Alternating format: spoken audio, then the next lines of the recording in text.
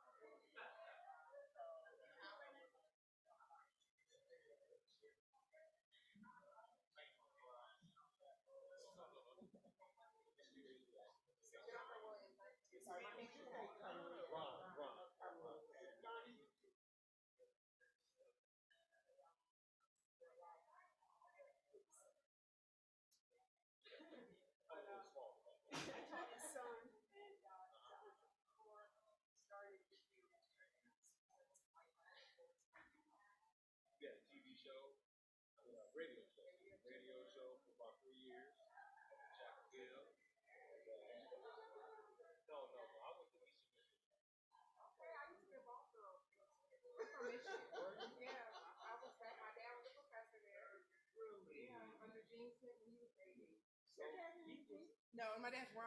Okay, my dad is G. Yeah, he's from Detroit. Are you serious? Yeah, my dad is from Detroit.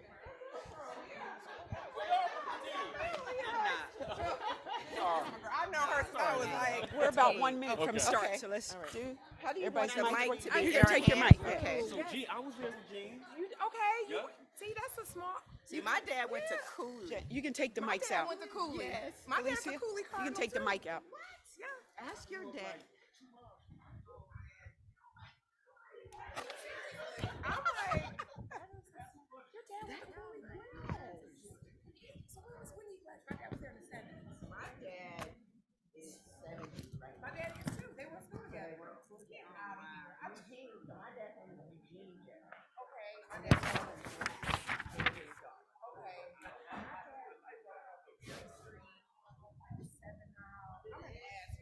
Before we leave, You gotta call my dad real quick. Okay.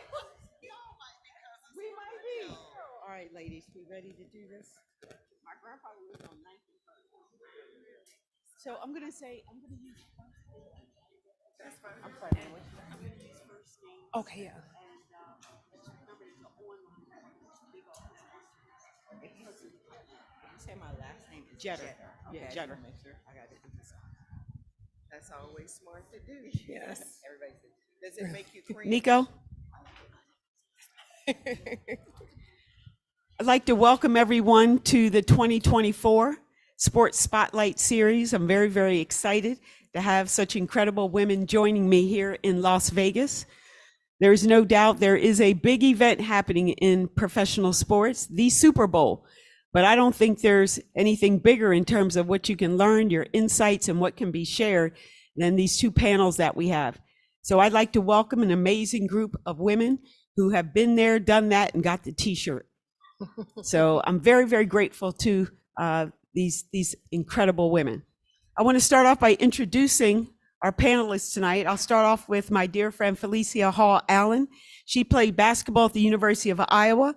She played for the tremendous, the pioneer, Hall of Fame coach, C. Vivian Stringer, winning multiple Big Ten championships. She earned her JD at the College of Law at Iowa, and we share a common institution, University of Virginia, where she completed her degree at Darden, the School of Business, the Executive Education Program. She's a former manager at Nike in the women's basketball marketing department, and currently she is CEO and boss lady of her own company. She is very, very skilled, highly skilled. She facilitates leadership development and team building trainings with Fortune 500 companies, the NFL, NCAA, NBA, and the United States Olympic Committee. She's won a lot of recognitions, but I want to point out one where she was awarded the Maya Angelou Woman Who Lead Award presented by the United Negro College Fund. Felicia Hall Allen.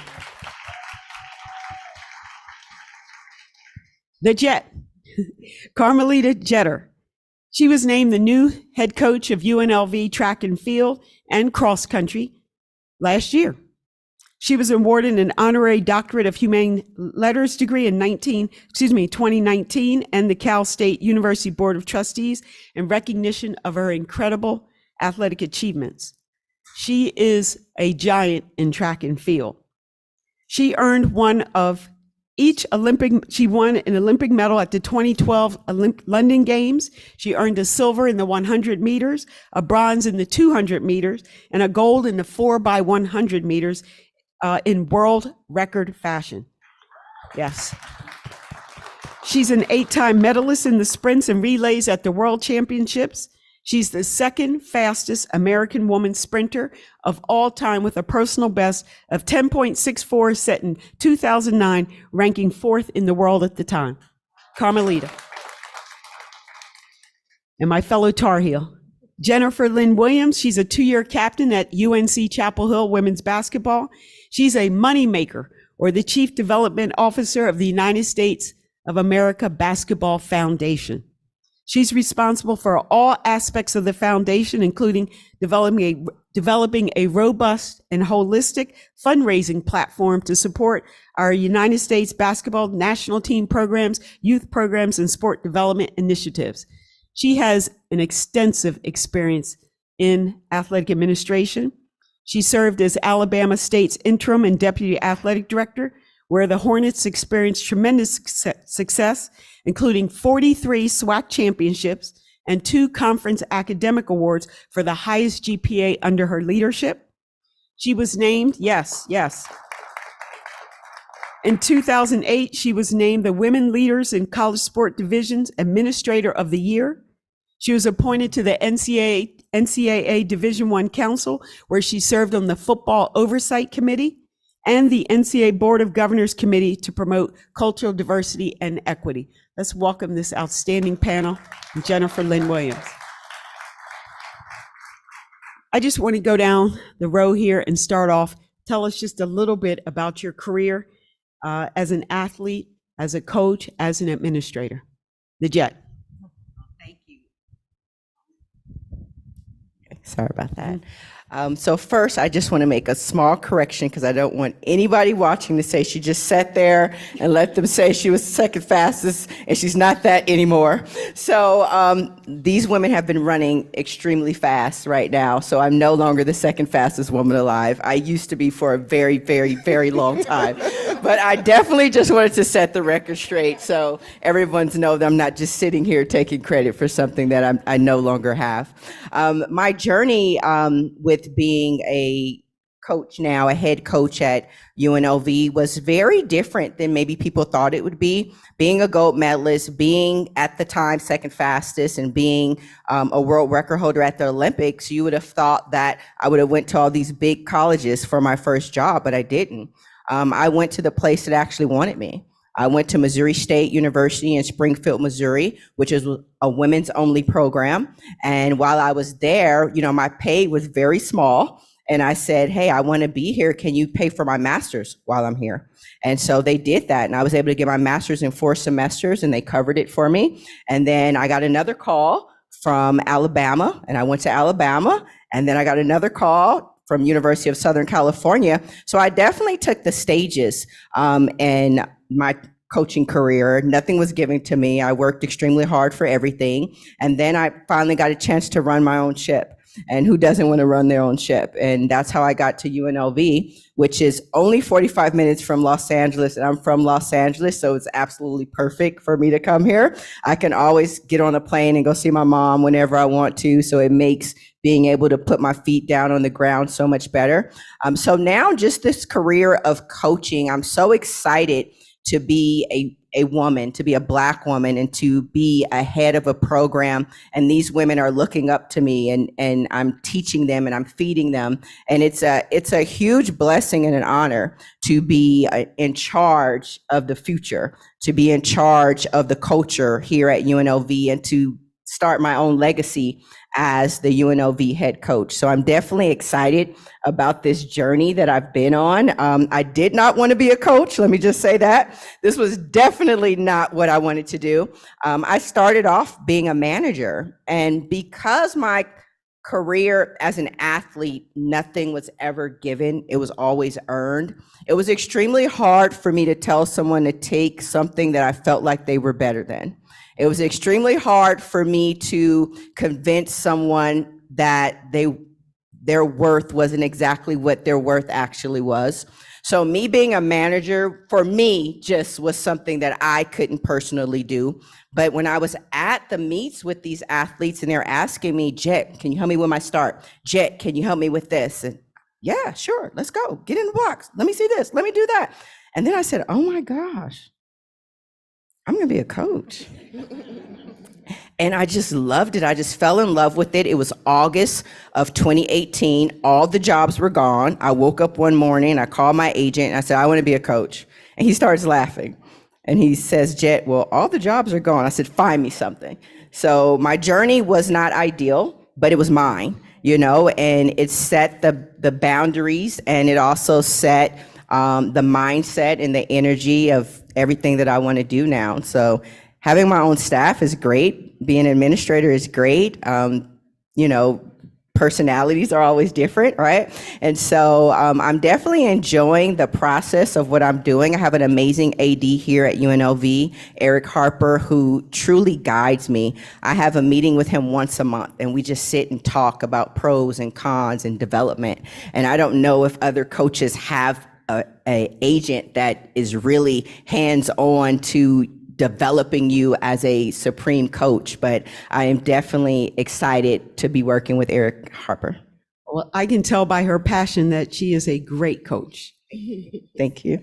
Jennifer, what's your story? Yeah, so I, a former student athlete, I didn't start playing basketball, I tell people, until I was in 6th grade, which is really late for a lot of basketball players. A lot of them are starting at 8 years old. But once I got around the sport and the element of team, I knew that that was something I want to do. And that concept of team has really carried me throughout my career.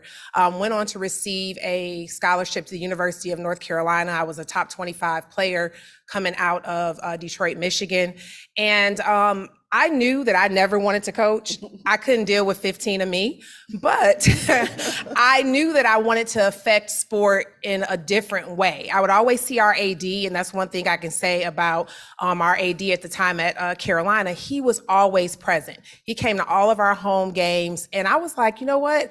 I want to do what he does. Like, I want to go to the games. I want to travel. Like, that's what I want to do. But I didn't know exactly like what that was, because everything that was being taught to us was, you can go be a coach. And so I ended up being a journalism. I went and got my degree in journalism and African American history.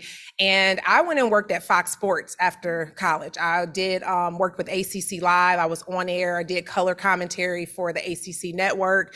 And that was kind of what I was going to do. But again, I didn't feel that that was my purpose.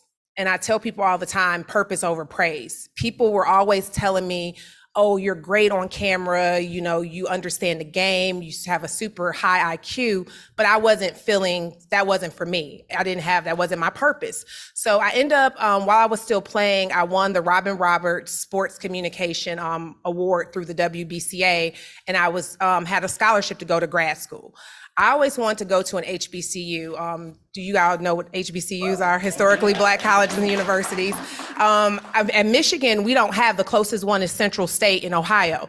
And then I went to a private high school, and they weren't talking to us about HBCUs, and no HBCUs recruited me. So when I got to North Carolina, you have North Carolina Central, right up the street, you have North Carolina A&T, Shaw, Livingstone, I can go on, St. Aug. And so I end up going to North Carolina Central, where I just feel like that was probably one of the best decisions in my life. And I ended up meeting my husband, so bonus there. But I got a chance to work in the athletic department that was transitioning from D2 to D1. And so I was in a lot of meetings that at the time I probably shouldn't have been in, because I was young and I was new to the profession, but because of the lack of resources, I got to sit in these meetings. And that was very beneficial to me as I was growing up in this as a young professional.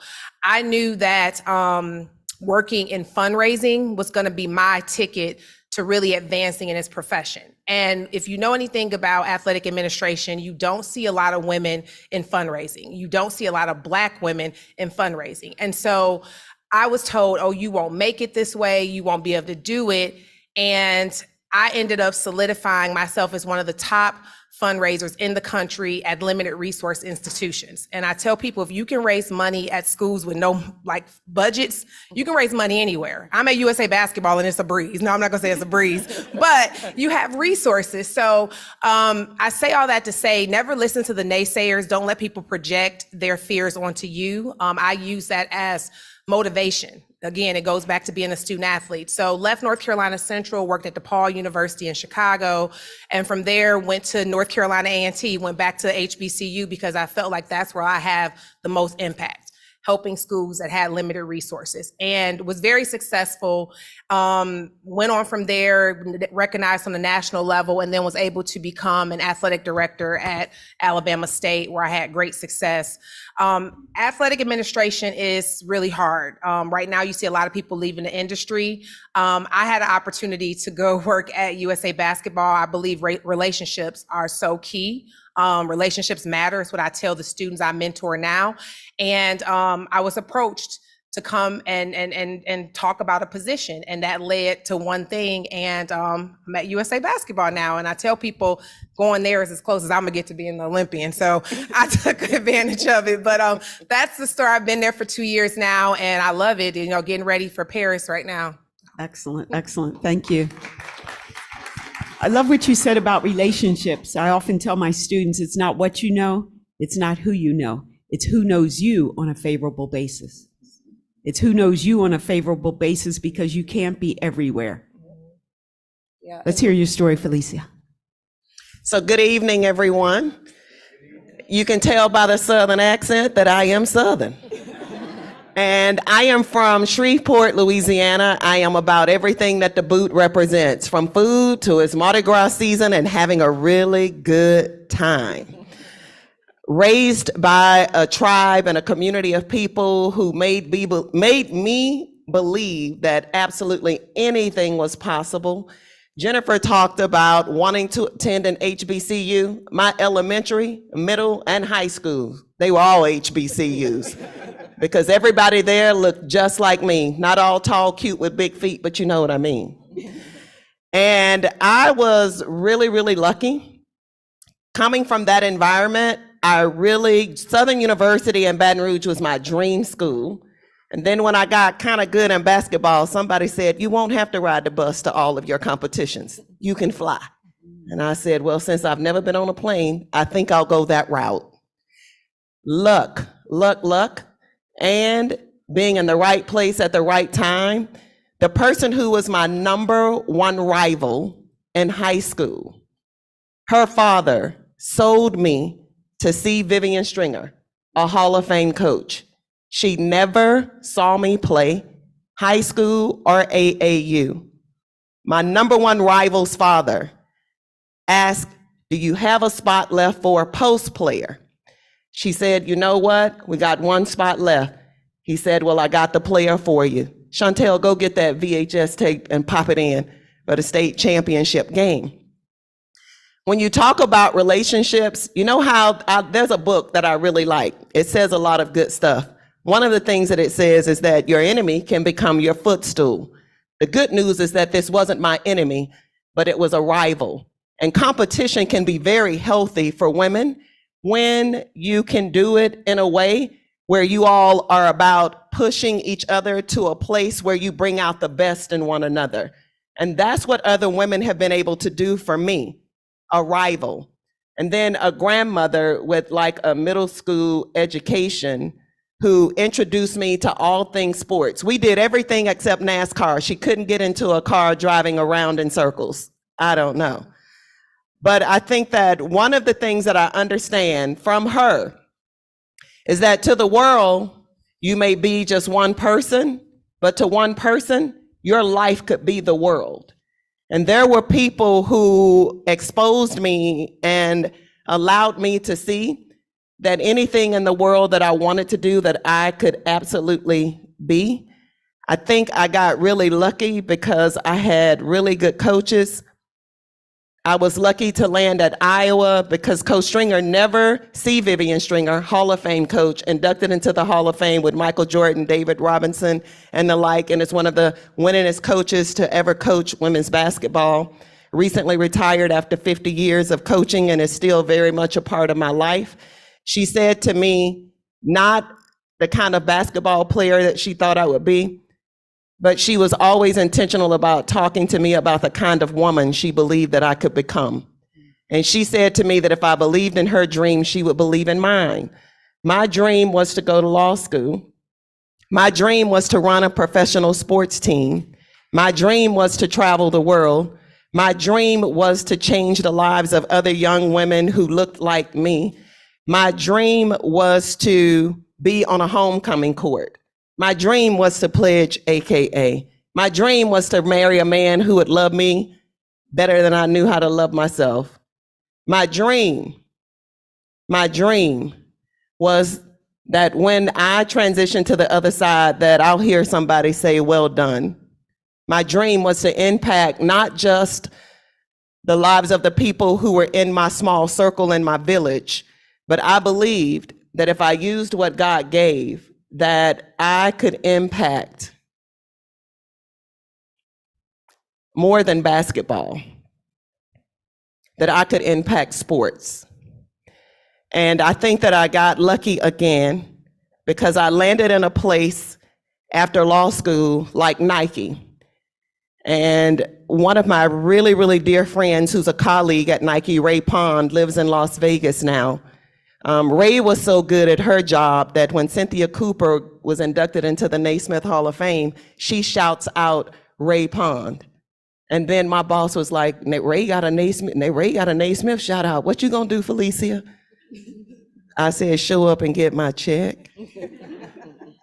But Ray Pond is in the building, and Ray, I just really appreciate everything you've always been to me and for me as a friend and as a colleague.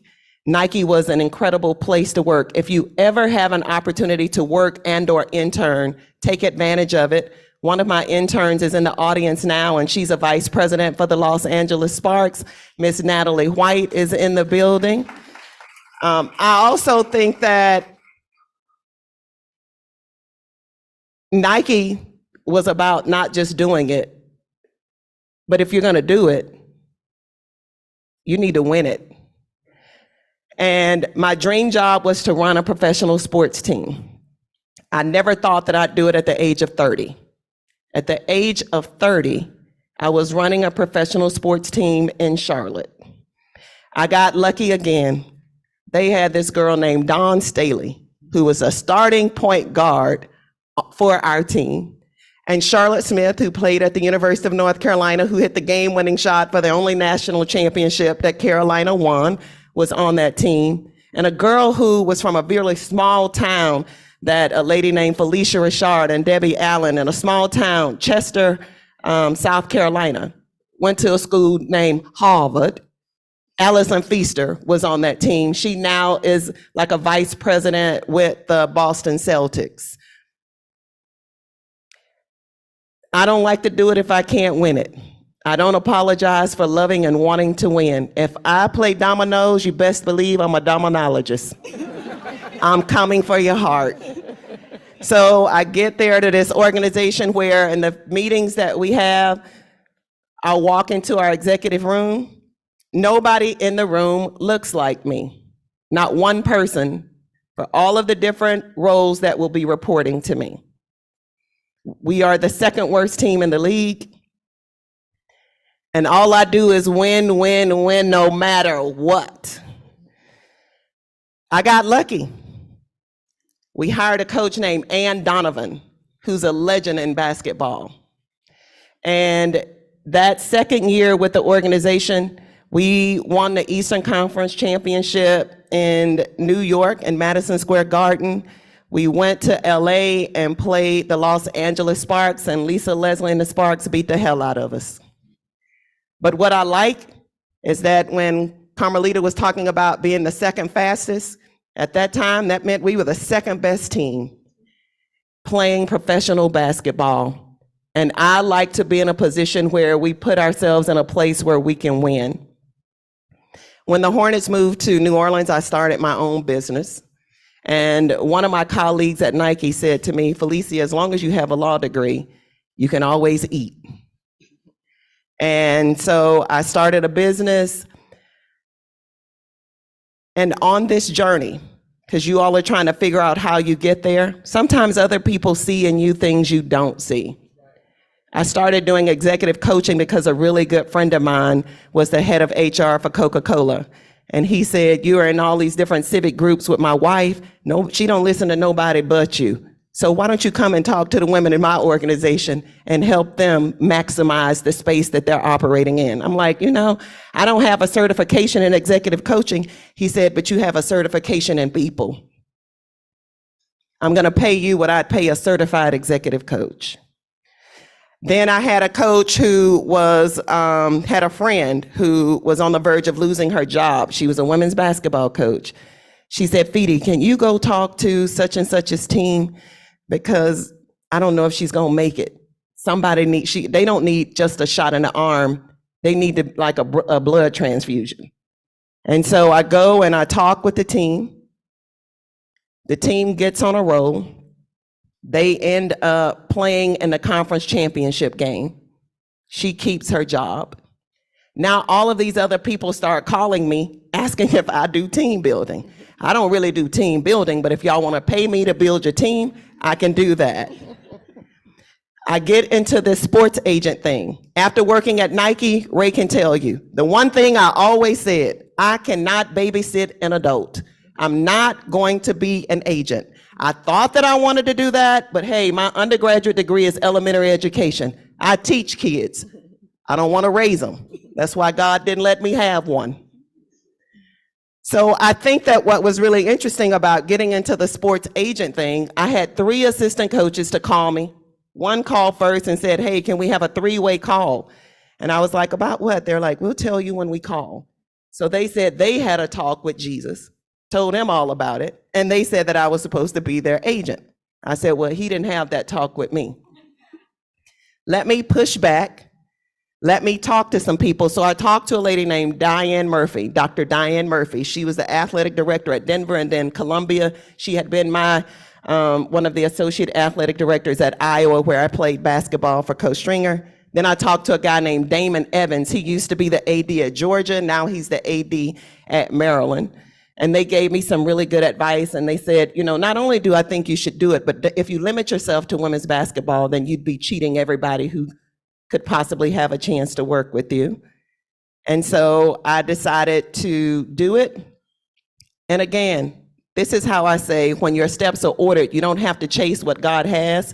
You just have to keep walking down the path that he's already placed you on. Within 2 weeks, I was representing a coach at the University of Washington, Penn State, and Illinois. And I had never represented anybody before. I did not have to chase them. They all came to me. And I think that I say all of that to say this. If you're clear about your purpose, I was clear. I am clear. My purpose is to be an impact player. I am clear. I am just one, but one person might be all somebody else really needs. And Dr. Debbie has been one of the people that I've been really fortunate to have an opportunity to develop a relationship with. I've known Jennifer Thomas since she was in high school at Detroit Country Day when I was working at Nike, and she was one of our Nike All-Americans. I have watched Jennifer because, again, we did team building at the University of North Carolina when Jennifer was a student athlete. One of my clients introduced me to Carmelita, and we've had an opportunity to have a number of very personal conversations about who and what she wanted to be, and her landing this job that she's now landed. I'm really proud of her for walking in her purpose. It only takes one. It only takes one person to decide that they would like to invest in you. You're looking for a lot of people to do a lot of things. Eric Harper decided to hire her. She only needed one AD to make that choice. And I am really proud of the fact that Dr. Debbie, Dr. Stroman, has taken this on, because you are the one who has just been relentless and resilient in your pursuit of educating young people and mentoring them. And I'm proud to be associated with anything that you are associated with. Thank you. Thank you so much. Thank you. Wow. What a panel. What a panel. I'm sitting here like, whoa, just taking it all in. I'm hopeful that you all are as well. So we're here to celebrate Black History Month by way of lifting up the resilience of Black women, how we show up, how we support one another and serve others. Now, you all have lived a life of service, and you've certainly been blessed by it. But I would love for you to speak to how you are currently, or how you did, manage your own stress as a leader. In what ways do you teach and practice holistic living? And I want to start with you, Jennifer. I didn't always do a good job at this, but I think once my mother passed in 2019, and then the pandemic hit, and I think as women, we have to be okay with being selfish. I really started being intentional about my self-care, my time, and where I prioritize things. I was pouring so much into my job that I wasn't really, my family was there, but I wasn't present. I had a young daughter at the time. I was, married. I am married. And so, it was just really being selfish and being okay with that. We have to take the time. I think, we can't pour positively into people if we don't take care of ourselves. So I like to, obviously I pray all the time, but I work out. I take an hour a day. I go do Orange Theory.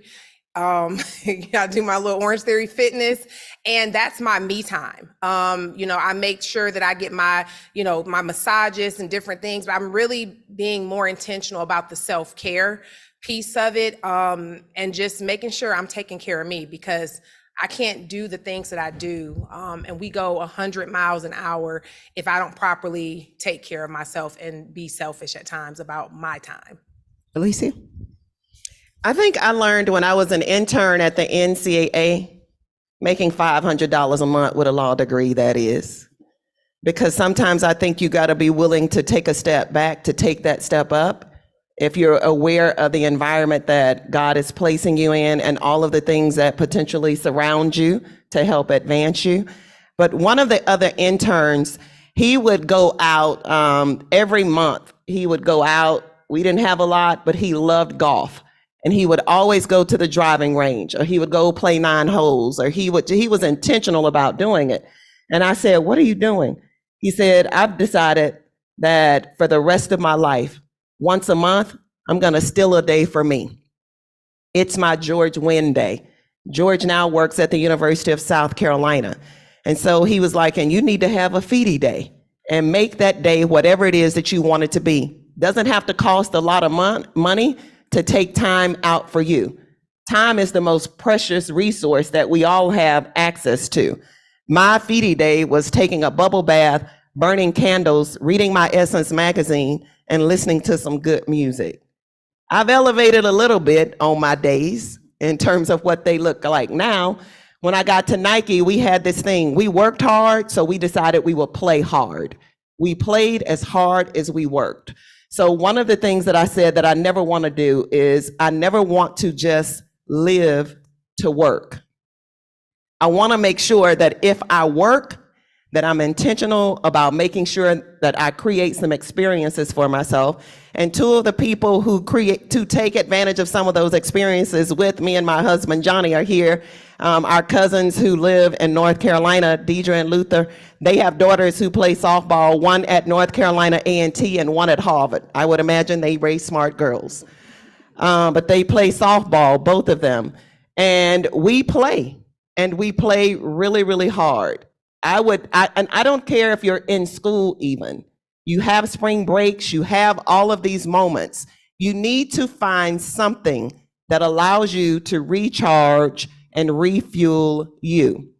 The last thing that I will say, which is the first thing, Christ centers me. If it gets really bad, I can just play one of those songs by Tamala Mann or Shekinah Glory, and it just puts me in a place where I feel connected. Or I can sing one of those old Negro spirituals where we had no music, we just had our feet and our hands. And we knew how to usher in the presence of God, and the Holy Spirit just will comfort and center me. And it reminds me that no weapon formed against me can ever prosper. And it also helps me to understand that I can operate with the level of peace that surpasses all level of understanding. And so those are the things that are really important relative to being able to ground me. Let the church say. I think for me, it changed as my level in my careers changed. First, I would just shop. So that was how I took some of the stress off. The girl with the red box. I was a shopper. I would say, oh, I'm going to go and buy a couple pair of shoes, buy a bag.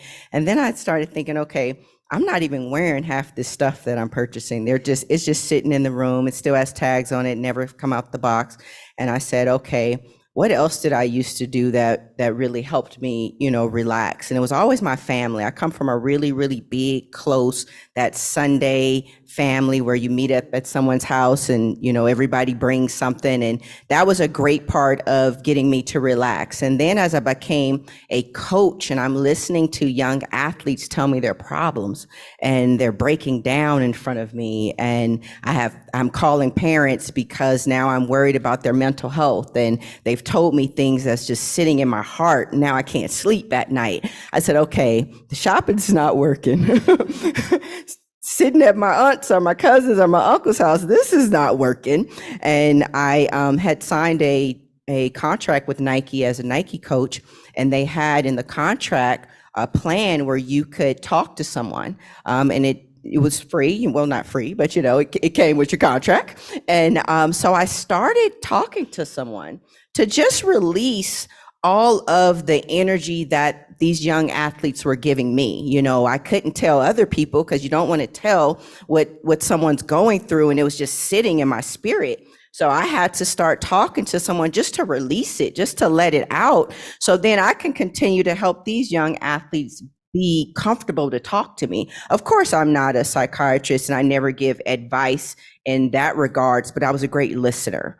Or I was a great communicator as far as, well, how's your day? How are you doing? You look tired. Your workout wasn't really on point today. What's going on? So I learned a lot of things as I sat and spoke with someone about releasing all of the energy that I was getting. I believe that has been the biggest help for me. Working out, of course, but my Peloton, sometimes that jacket just sits on there. I'm not gonna lie, it just sits on there. But really sitting down and pushing out everything that comes to me that sits in here has truly allowed me to be a better coach, to be a better helper, to get these young athletes that are going through so much right now, to get them to trust me more and more, because now I know the cues and the things to watch and what not to say and how to listen even better. So that's what helped me. It was stages to it all. We can always grow as we age. Yes, thank you, each one of you. So we just spent 2 days here in Las Vegas with the Black Men's Brain Health Conference, and we learned a lot. We shared a lot.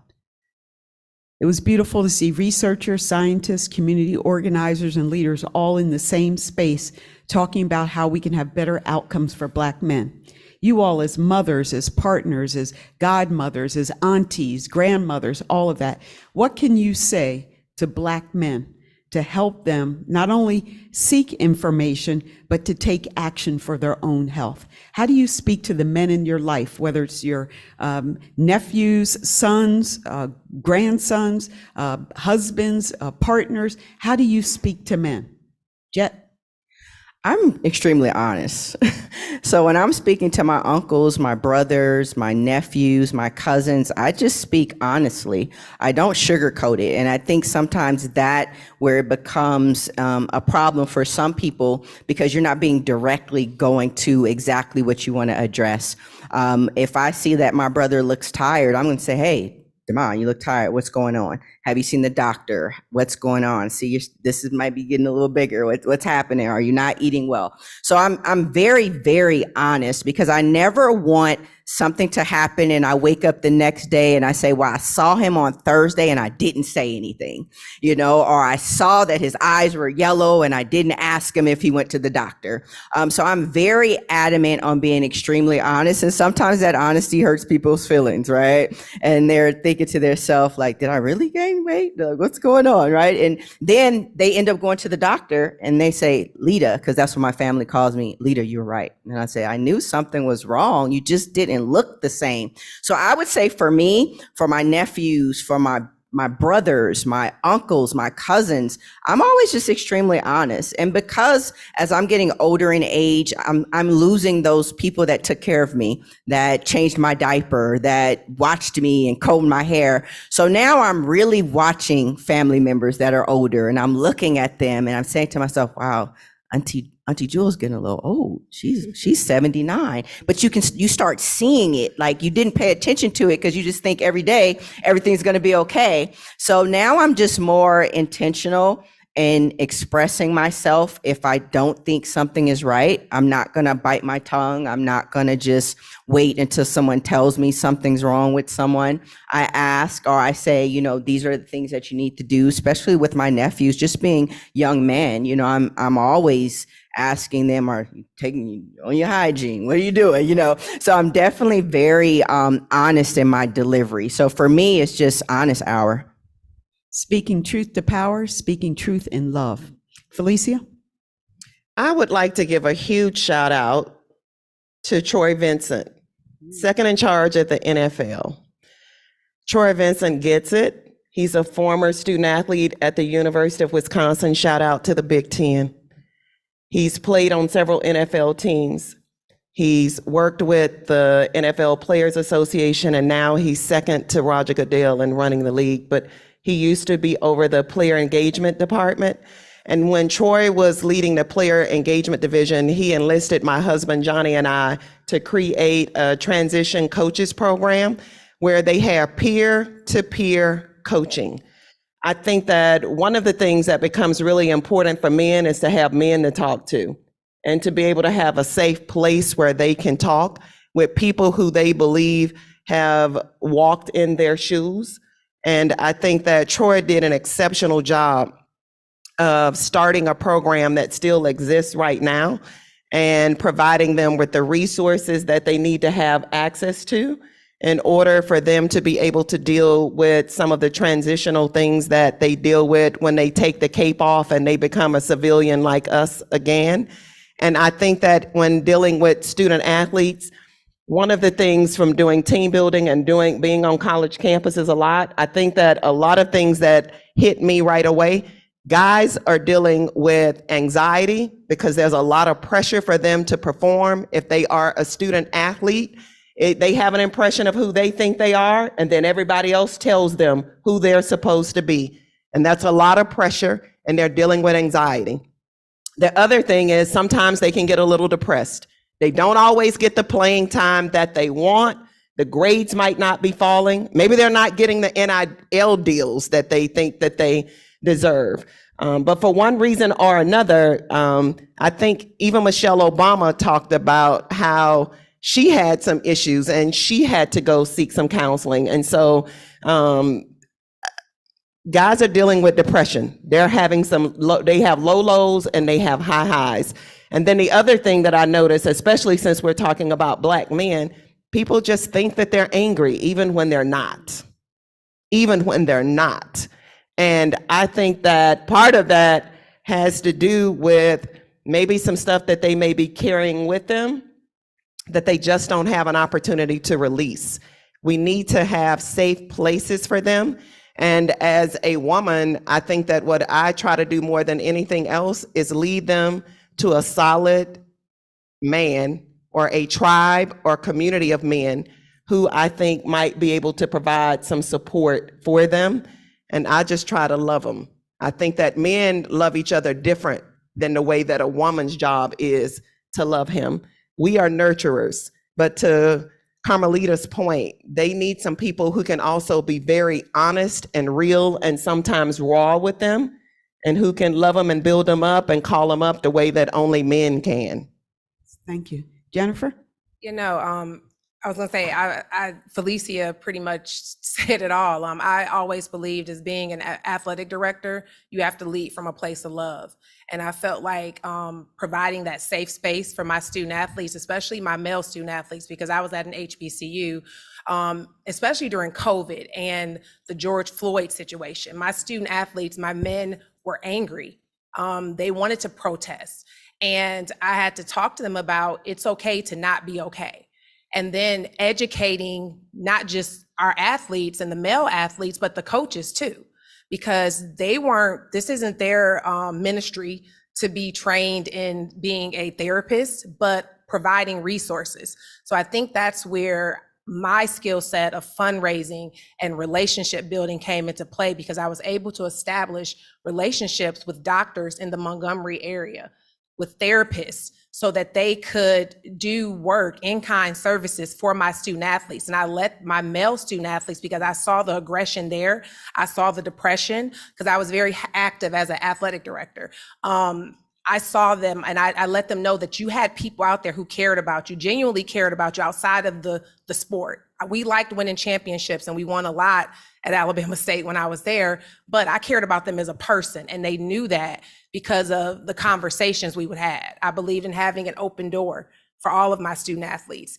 And they genuinely, like I said, we were one of the few schools in the SWAC who had therapists on call. We had a hotline. We did this prior to COVID. Like I said, when, George Floyd, just things magnified. And then when you shut down and people dealing with isolation, that plays on your psyche. And I think as athletes, a lot of times we're taught to be strong. It's, like you're going to keep fighting through. They didn't have any more fight. So you really had to the love and talking to them about role models and mentors. I'm really big on mentorship, and just providing them with that education, those resources, so that they could have a safe space to talk to people. Let's keep going there, and I'll continue with you, Jennifer. Thinking about the administrative side, if you had a magic wand, what would you ask administrators to do, in particular for college athletes, mentally, physically, socially? What needs more attention?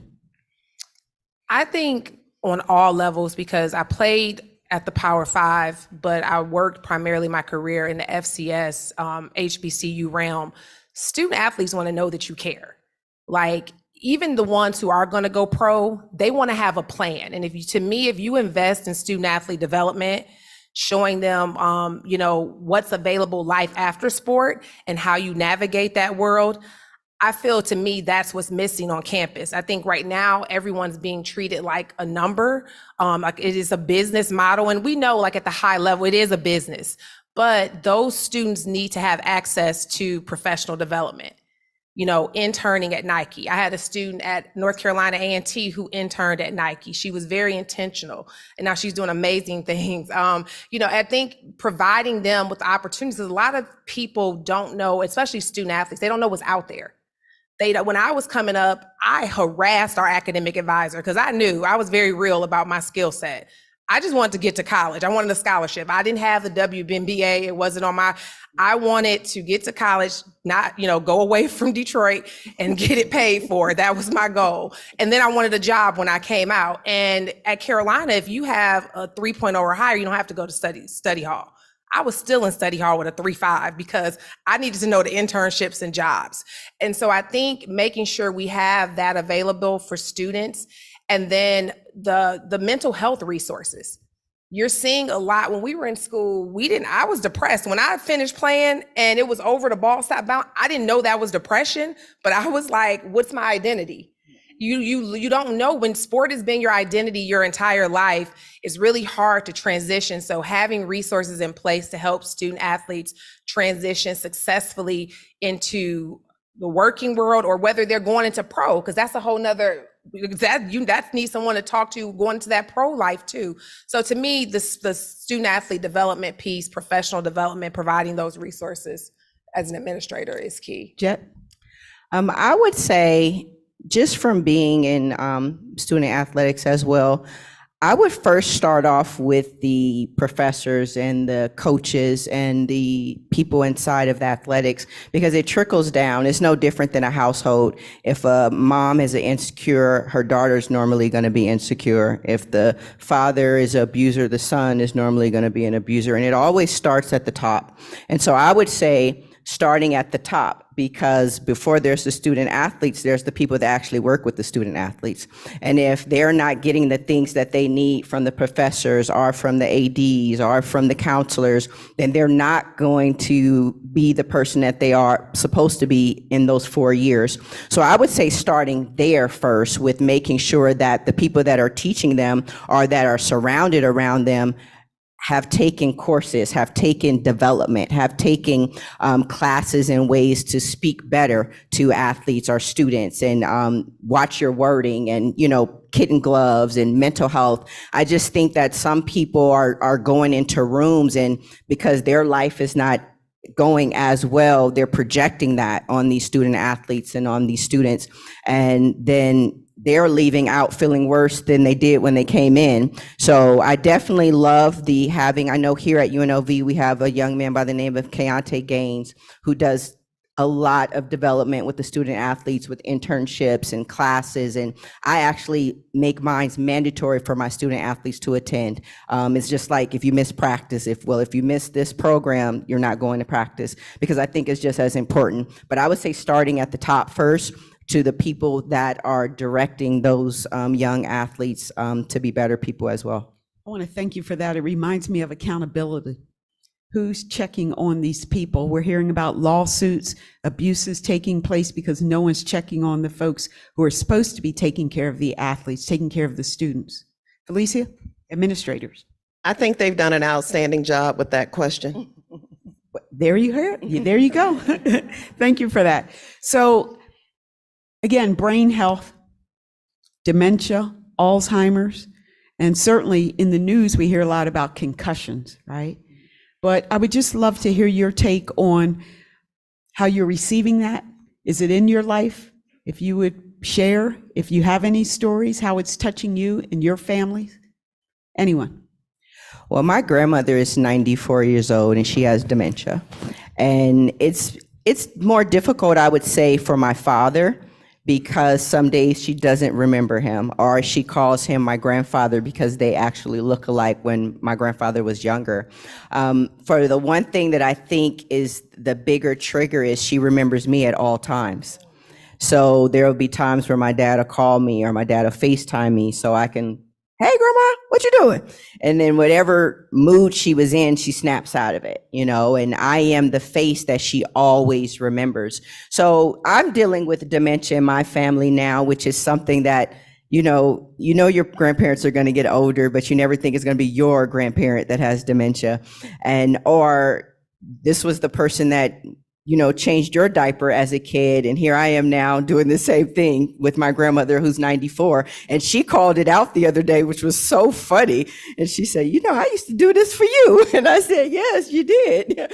And so dementia, it's hard and it's difficult, because this strong person that you remember all your life is no longer that at moments. And then at moments, they're back to themselves and they're sharp as a tack. But it goes in and out. So for my family, dealing with my grandmother during this time has been difficult, but I'm just so happy she's still here. So because she's still here and I can see her and I can hold her and I can hug her, those little moments, they go away. But, being able to see her and touch her in real life is a blessing.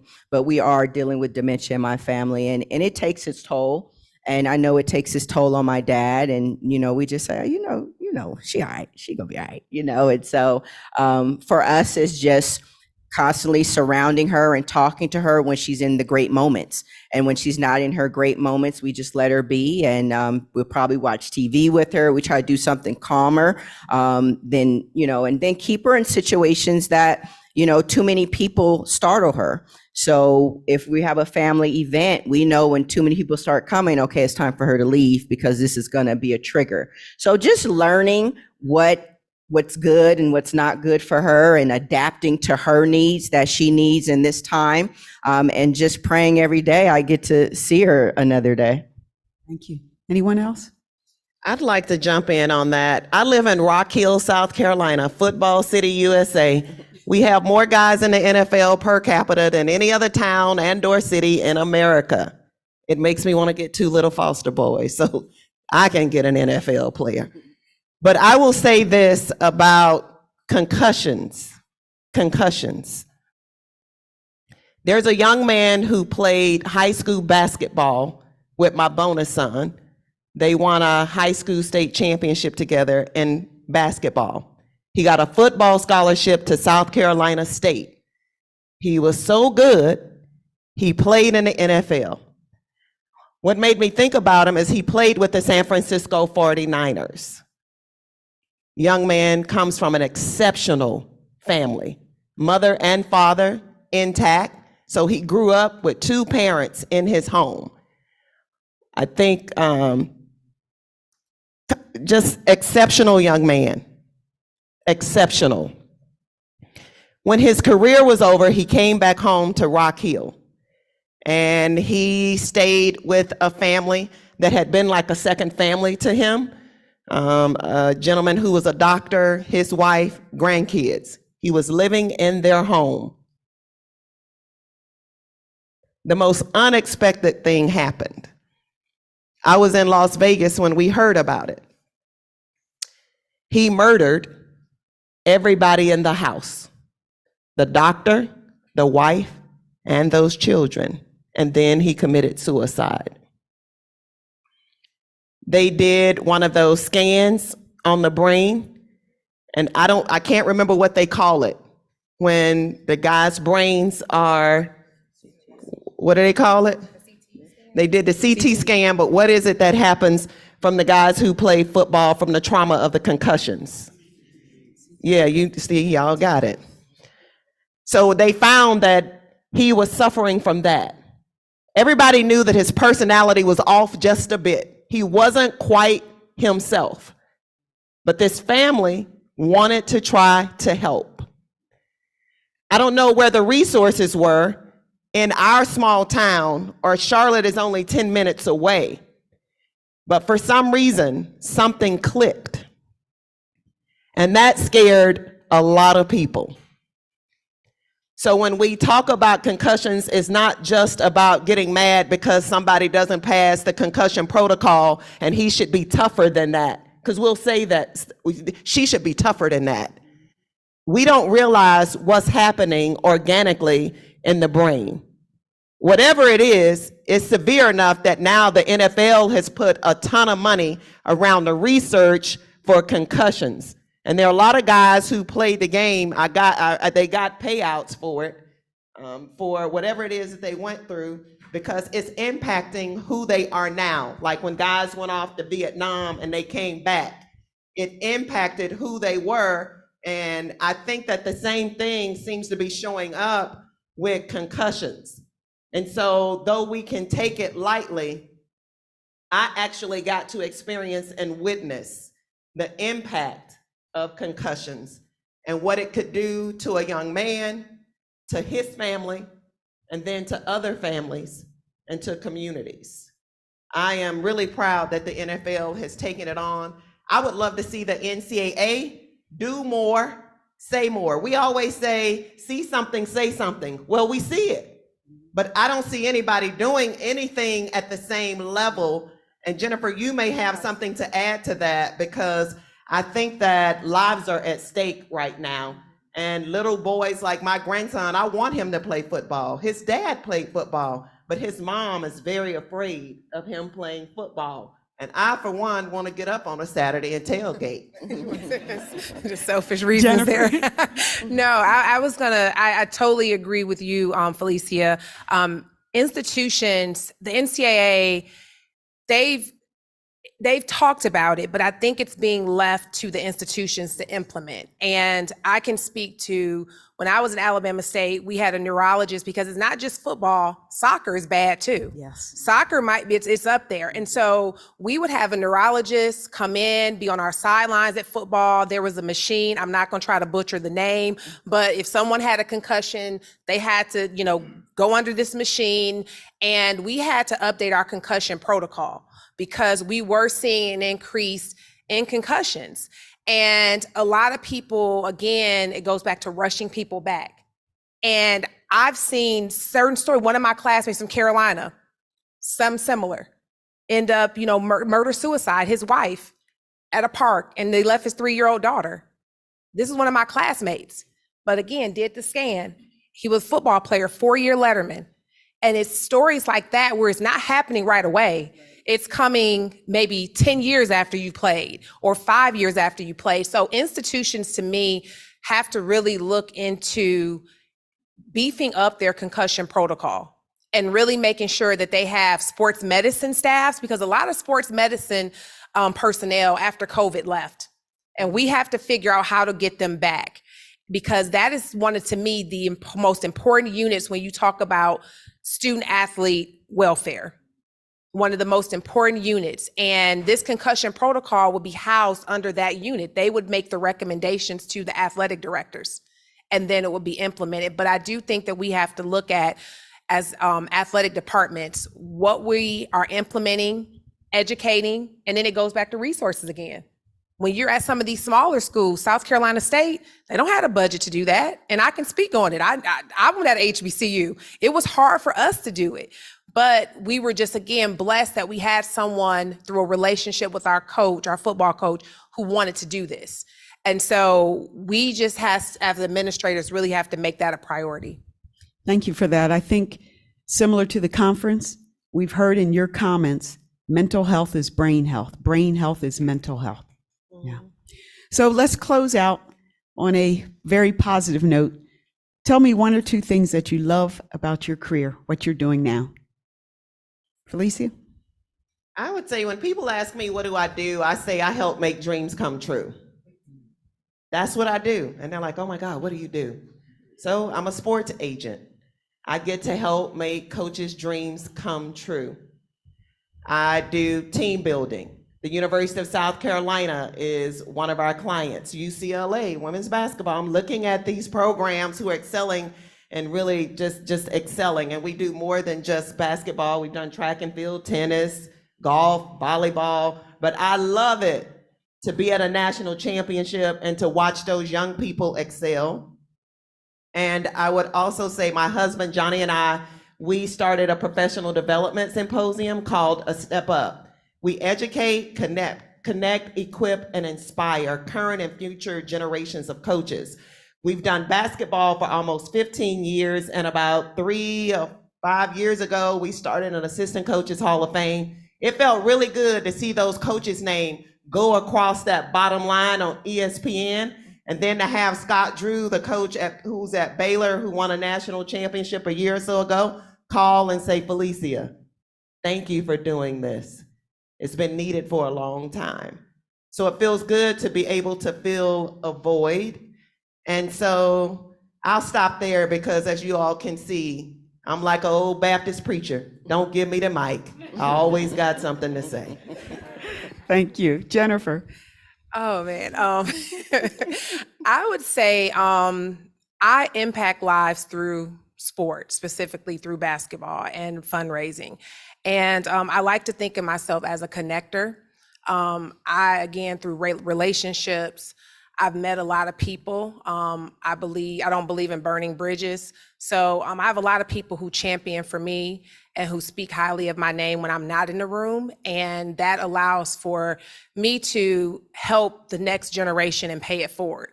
I felt like when I was coming up, Felicia was always super gracious, but I didn't have a lot of women who looked like me who were willing to extend that olive branch. And so I made a commitment to be able to help students, and not just students of color, any student who really wants to work in sport, to help them figure it out, because it can be hard. And I know what I went through, and I want to make it easier. And so that is my goal. Through USA Basketball, this is my second year. I started the Torch Leadership and Sport Mentoring Program, where I take students who identify as Black, Indigenous, people of color at minority-serving institutions, and I match them with executives on our leadership team.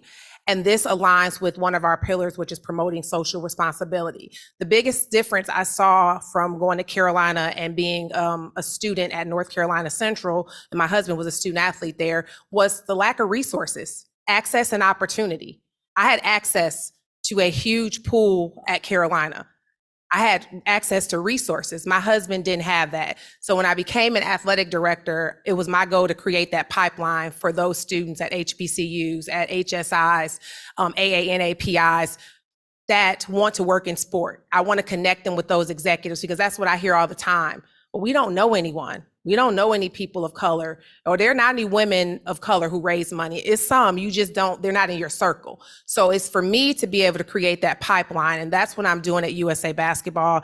And it's been beautiful to watch. This is our second cohort come through. I've been able to raise funds to continue to expand this program. We now went from 8 to 9, and they're just getting hands-on experiences. They get to work with our women's national team. They get to come to camp. They get to go to the Final Four. They get to be in suites at the Celebrate. They get to do things that they may not have had access. They get to meet Felicia. They get to meet these execs, like people that they may not have known. And that's, again, a part of what is my goal, to impact these lives of young people who want to work in sport. Thank you, Jennifer. Carmelita. For me, I would say that I absolutely love coaching. I don't know if you can hear it, but I do. I absolutely love coaching.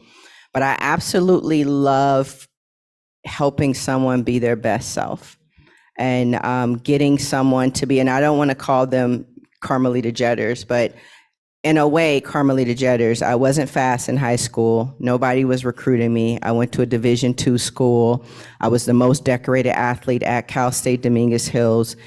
I had to work for 4 years after I graduated at my old high school as the boys and girls track coach. I worked as the assistant AD.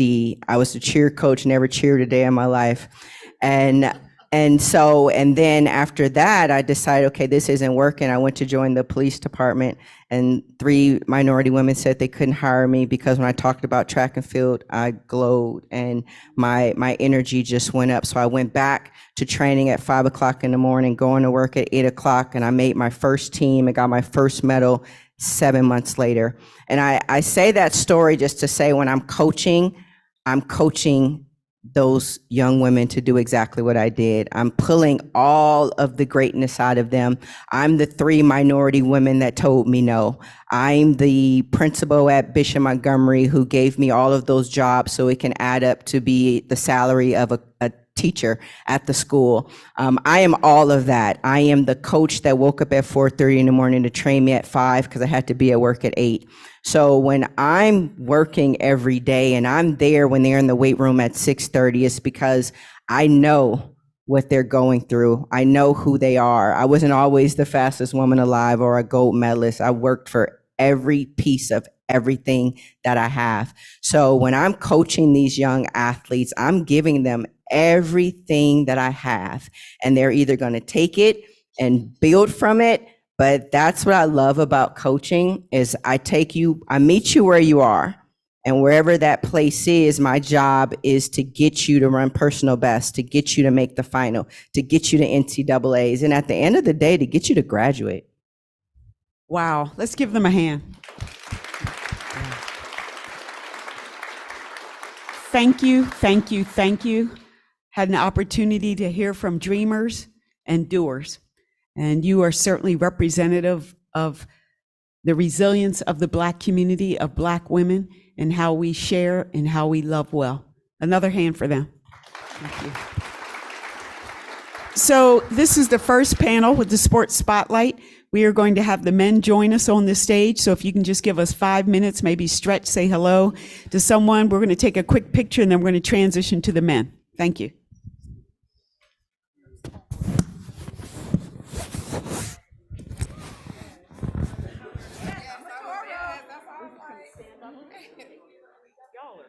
I am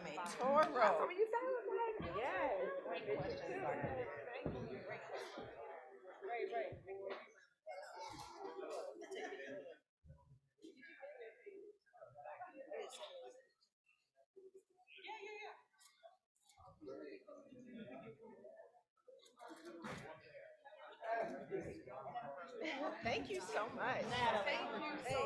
Here, I want you to meet Dr. Debbie. You need to have Natalie on. You need to meet Natalie. She's a FAMU grad. She did our women. Yes, ma'am. I will follow up. Thank you so much. I know they'll. Thanks for having me. I got to support you on every chat. I know, seriously. I'm like, I said we probably cousins or something like. Oh, look, I know. Seriously, her dad, like the same high school. Yes. And your dad graduated what year? I mean, well, both my dad just turned 70 in December, so I don't know. Ron Thomas. And it was 7 of them. 6 boys and 1 girl. Yes, ma'am. I watched you in the relay in 2012. I was just wondering if I could. Yes, ma'am. Let me come down. Sure. My name is Devontae. I'm a Crown State. Yes, I was.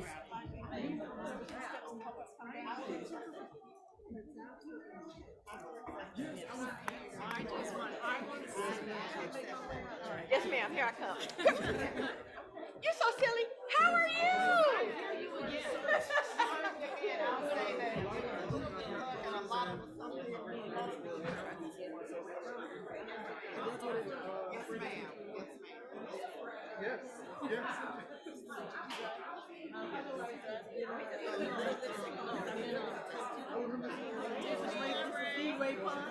Nike. You guys have no, I'm gonna get one. But it's right there. Oh, what are you doing? We gotta get a picture right here. We gotta get the Nike Zoom station. Oh, I got that. Oh yeah. Oh yeah. We got waiting on Felicia here. Oh my God, you look amazing. Hi, I'm Ray. Hi, Carmelita. Nice to meet you. Hi, Natalie. It's nice to meet you. I was like, yes, ma'am. I'm like, wait a minute, I know her.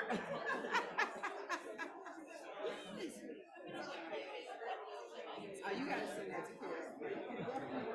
She's so mad you don't do her hair no more. Good.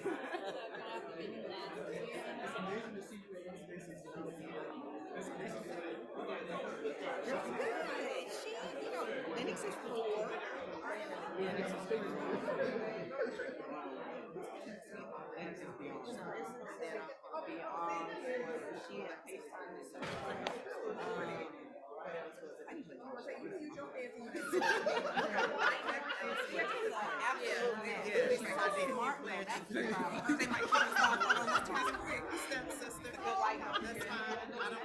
They will. Shana just got a job as a dispatcher for the Long Beach Police Department. So I want her to do it in 26. If you don't mind taking. Oh, sure, yeah.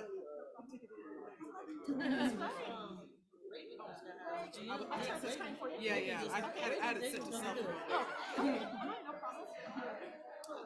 Good to see you as well. How long you gonna be here? I leave in the morning. Yeah. You gonna ride with us? Yeah, I'm gonna ride. Yeah.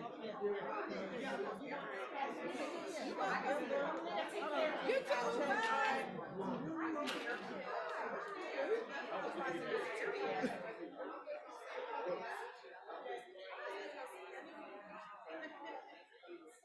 Probably see if I can airdrop it to you. Yes, I don't know how to do that. Okay, let me get my airdrop. Get my number. Like I said, let's stay connected. Okay. Sorry. They're probably just. I think it was 719.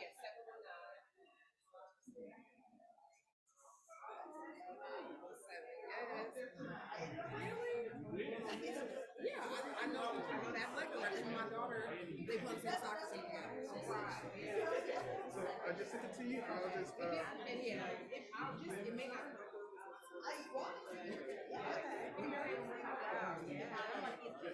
Okay, so you realize you can wake it up. Early's not the problem. Yeah.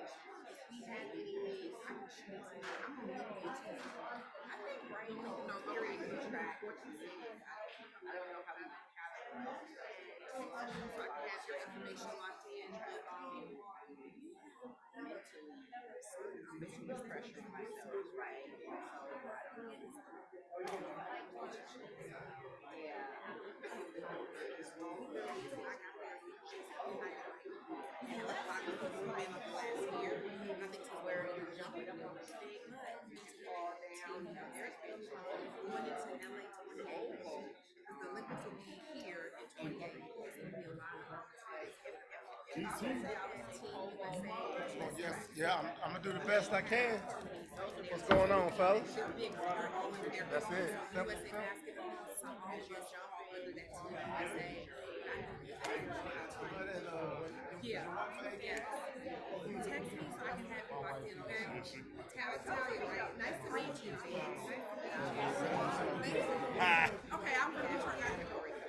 How you want to set moderator?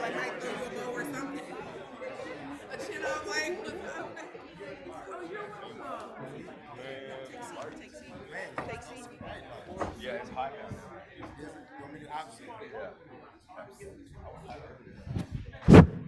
Nico, ready?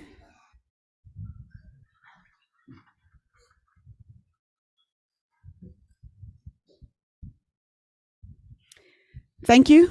Sports Spotlight Series, panel number 2, the men. Guy Troop is our facilitator, our moderator tonight. He began his career as a substance abuse educator and counselor in DC's public schools and Associated Catholic Charities. That means a lot, his grounding. He transitioned into athletics as compliance services intern for the NCAA. He's worked as an NCAA enforcement rep. He's been at Oklahoma State University as a special advisor for student athlete development, an NFL alumni director of career transition, and a NFL vice president of player and employee development. He served as the chief architect for a number of important organizations in sports: the NFL NCAA Life Skills Speakers Bureau, the NFL Career Transition Program, the NFL High School Coaching Program, the NFL Diversity, Mentoring, and Internship Program, and the NFL Alumni Player of the Year Awards, now known as the NFL Honors. He's the founder and CEO of PNE, Players Networking Event, which you all are invited to tomorrow, Super Bowl weekend, and owner of the Black Wall Street Liquid Lounge Coffee Shop, which I love. And he's a board member of Sound Mind, Sound Body National Football Academy. Guy, I will turn it over to you to introduce your panel and get us started. Thank you. Thanks, Dr. Deb. It's a pleasure to be here. I know it's a long evening, but I'm honored to work with these elite athletes. The first gentleman I have is Jabari. Jabari has a distinguished athletics career. He was a defensive back at UNC, became all conference, got drafted by the Vikings, and like most athletes, transitioned after a short career, but a successful career. Jabari described his transition as a combination of injuries and decision-making. And so I want to make sure we pull out everything that this man has around the cognitive functioning, the stages of development when he was a young athlete and where he is today. Give it up for Jabari. The next gentleman I have, he needs no introduction. We probably seen him on CBS Sports. He's been an avid supporter of mental health and trying to help athletes consider and think through the various stages. He was a great All-American player at Notre Dame. There's a mob kind of thing going on every time you meet one of those guys. Super Bowl champion with the Green Bay Packers. Played in 2 Super Bowls. A bruiser of an athlete, but a nice, kind, gentle soul. Please give it up for Aaron. Yeah. And I purposely just want to make this as intimate as possible. I know for certain that you know their first and their last name and all their credentials. But I was just taught, if you can take credentials out of conversations, and I was also told that the sweetest thing you can ever hear is your own name. And so I want to call these men by their first names. I want us to connect with them. And so Jay is a phenomenal leader. He's the reason we're on UNLV's campus, and we need to give him one round of applause again for just all of the strings he's pulled. But he's a Golden Domer, he's a college football player, worked at Learfield Sports, worked in various capacities in sports. But what he's doing right now in this institution and the opportunity that is Las Vegas, the merging of entertainment, tech, and education. I mean, he's at the forefront of all of that. So give it up for Jay. All right. I'll just start out by, oftentimes bios, you can't get it all in there. So Jay, if we could come back this way and maybe you just tell the group something that we don't know or something that you'd like to share. Well, first, it's an honor to be here today and to be in front of this crowd and to be on the stage with such great athletes but also just great men in general. And so to always have the opportunity to share a stage of that magnitude is a blessing.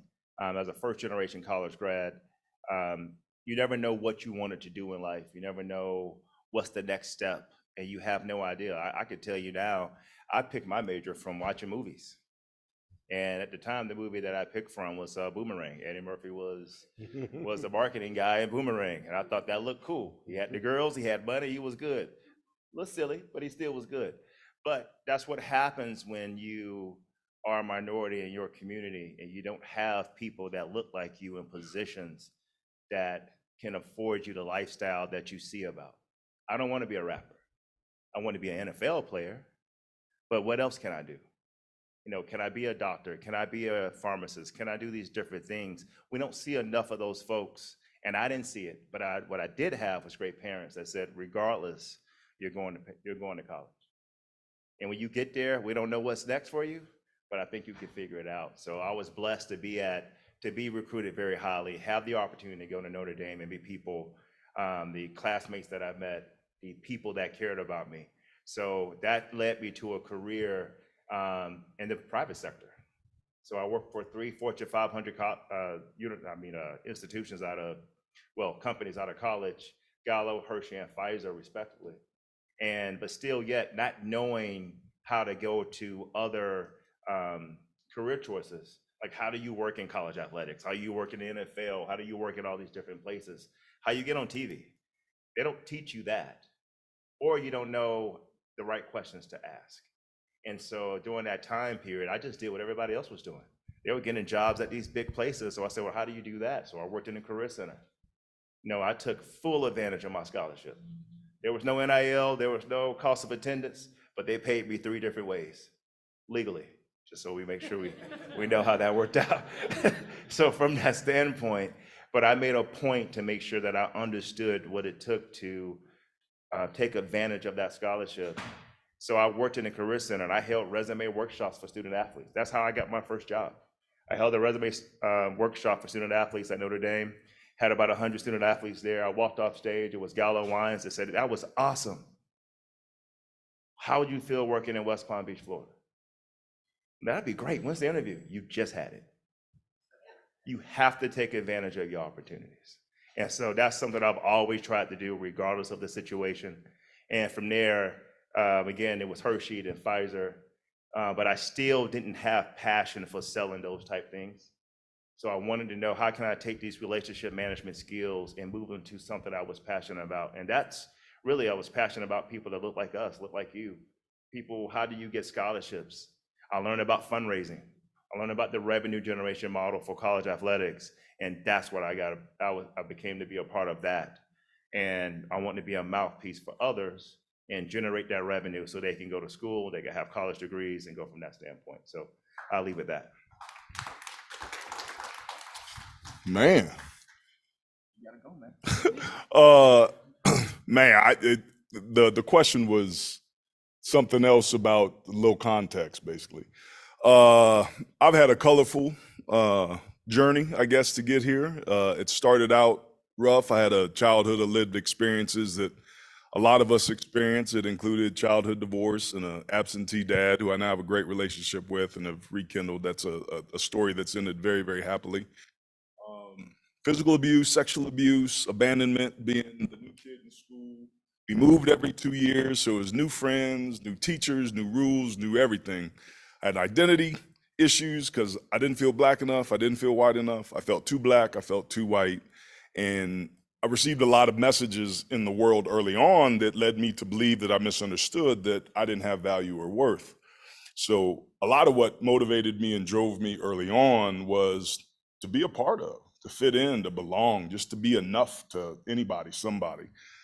So I had a mother that was college educated, and she would talk to me a lot about, what it is I wanted to do and when I got older and where I was going to go to college, not if I wanted to go. And it was just, presumed that was going to take place.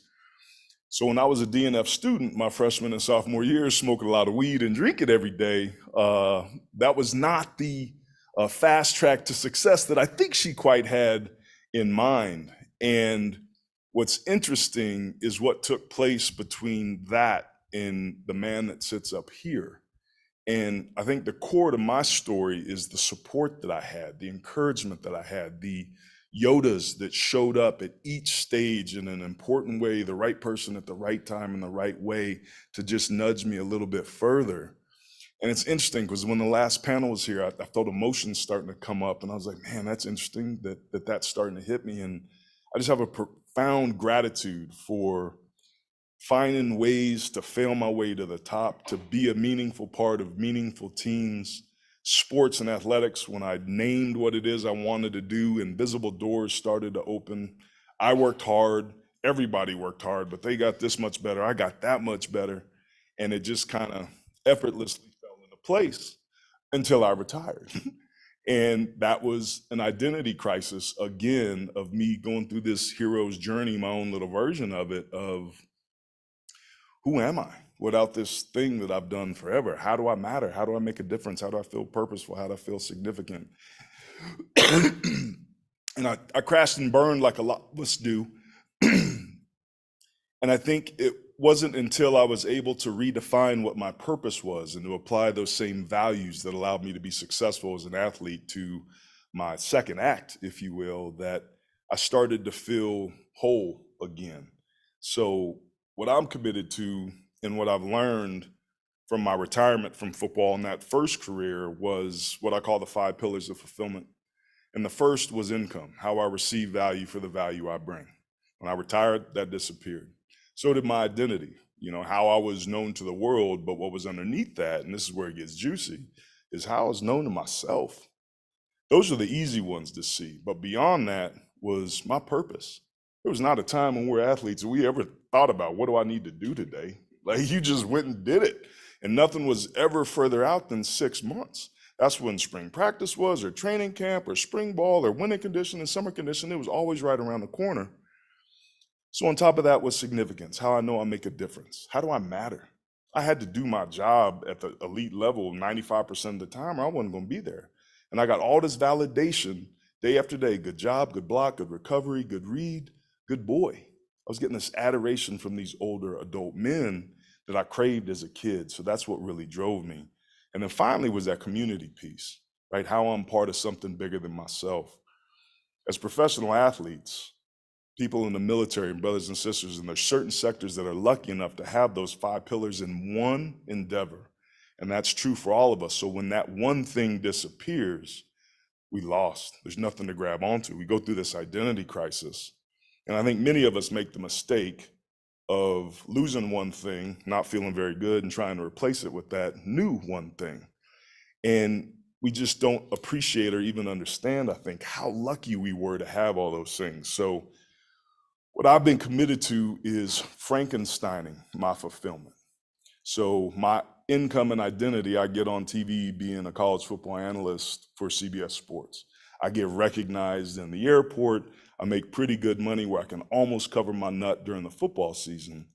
But the blessing in that is that for 8 months out of the year, I get to be purposeful and I get to be significant and I get to be part of a community where once again, I get to be a good teammate. But instead of my teammates on the field, I get to be a good teammate to humanity. And if I'm being real, it's also, I got a lot of making up to do for my 20s and 30s. So I'm trying to balance the ledger a little bit, but I derive a lot of joy and I feel purposeful and I know I'm significant. I never feel more alive and energized and resigned and fulfilled and purposeful than when I'm embodying the power of the shared experience. The power of the shared experience is transformational. When you have a conversation and you share people about your story, what it was like, what you did about it, what it's like now, they relate to it and they don't feel alone. So that brings togetherness. Then you talk about the things that you do, the actions that you took. It awakens them to the fact that, hey, there's things that we can do to feel better. And then you share what your life has become, where it was, and they see the whole journey play out and have some hope that if they do the same thing, if it happened for him, maybe it could happen for me too. What it was like, what we did about it, what it's like now, that is at the core as I round second base in my life that I'm committed to. I want people to understand that there are things that we can do on a daily basis that are free in as little as 5 minutes to change the way we feel. That how we think and how we feel often isn't our fault. It's just our default. But we can change that. We know that. And that's the information that we have to get out. That's the information we have to share. That's why we need research. That's why I'm here to learn, because I want to be a good teammate to my guys, because I've lost 13. And I'm sick and tired of losing dudes. So this is how I fight back. I want to be an act of rebellion against hopelessness. And I want people to understand that there's a way out of the darkness. And I'm happy to share my story and my testimony and what things worked for me so that maybe they can begin or continue their own journey and figure out what works for them. That was awesome, awesome. Jabari? Thanks for having me. My upbringing wasn't like most coming out of Pompano Beach, Florida. You know, a lot of my friends, a lot of my families, or even my teammates, they like to harp on, you know, single family homes. Unlike most, I had a 2-parent household. My dad was always on my back, and I would be lying to say NFL was always in the plan for me. I didn't have my mind on the NFL till maybe, I want to say my senior year in college. Before that, it was just a free for all. Yeah, high school was pretty standard for me. I just kind of wanted to go to college, but like most families, we didn't have that kind of money. My mom always told me, I'll never forget this. She said, if you don't get a scholarship, you go into the Army, son. So I used to always hear that in the weight room. I'm like, oh no, I got to get this 225 up. I got to lift this 415. So I always had that motivation factor in my back pocket, but she was always a good resource for me as far as pushing me to what I didn't think I could accomplish. Fast forward, I was at North Carolina at Chapel Hill around a whole bunch of guys from a whole bunch of different walks of life. Temptation was at an all-time high, you know, drinking, you know, sex, drugs, all of those things were exposed to me. And, you know, I would be lying, say I didn't take part, but, you know, I had to fall back on my upbringing, which put me back on track.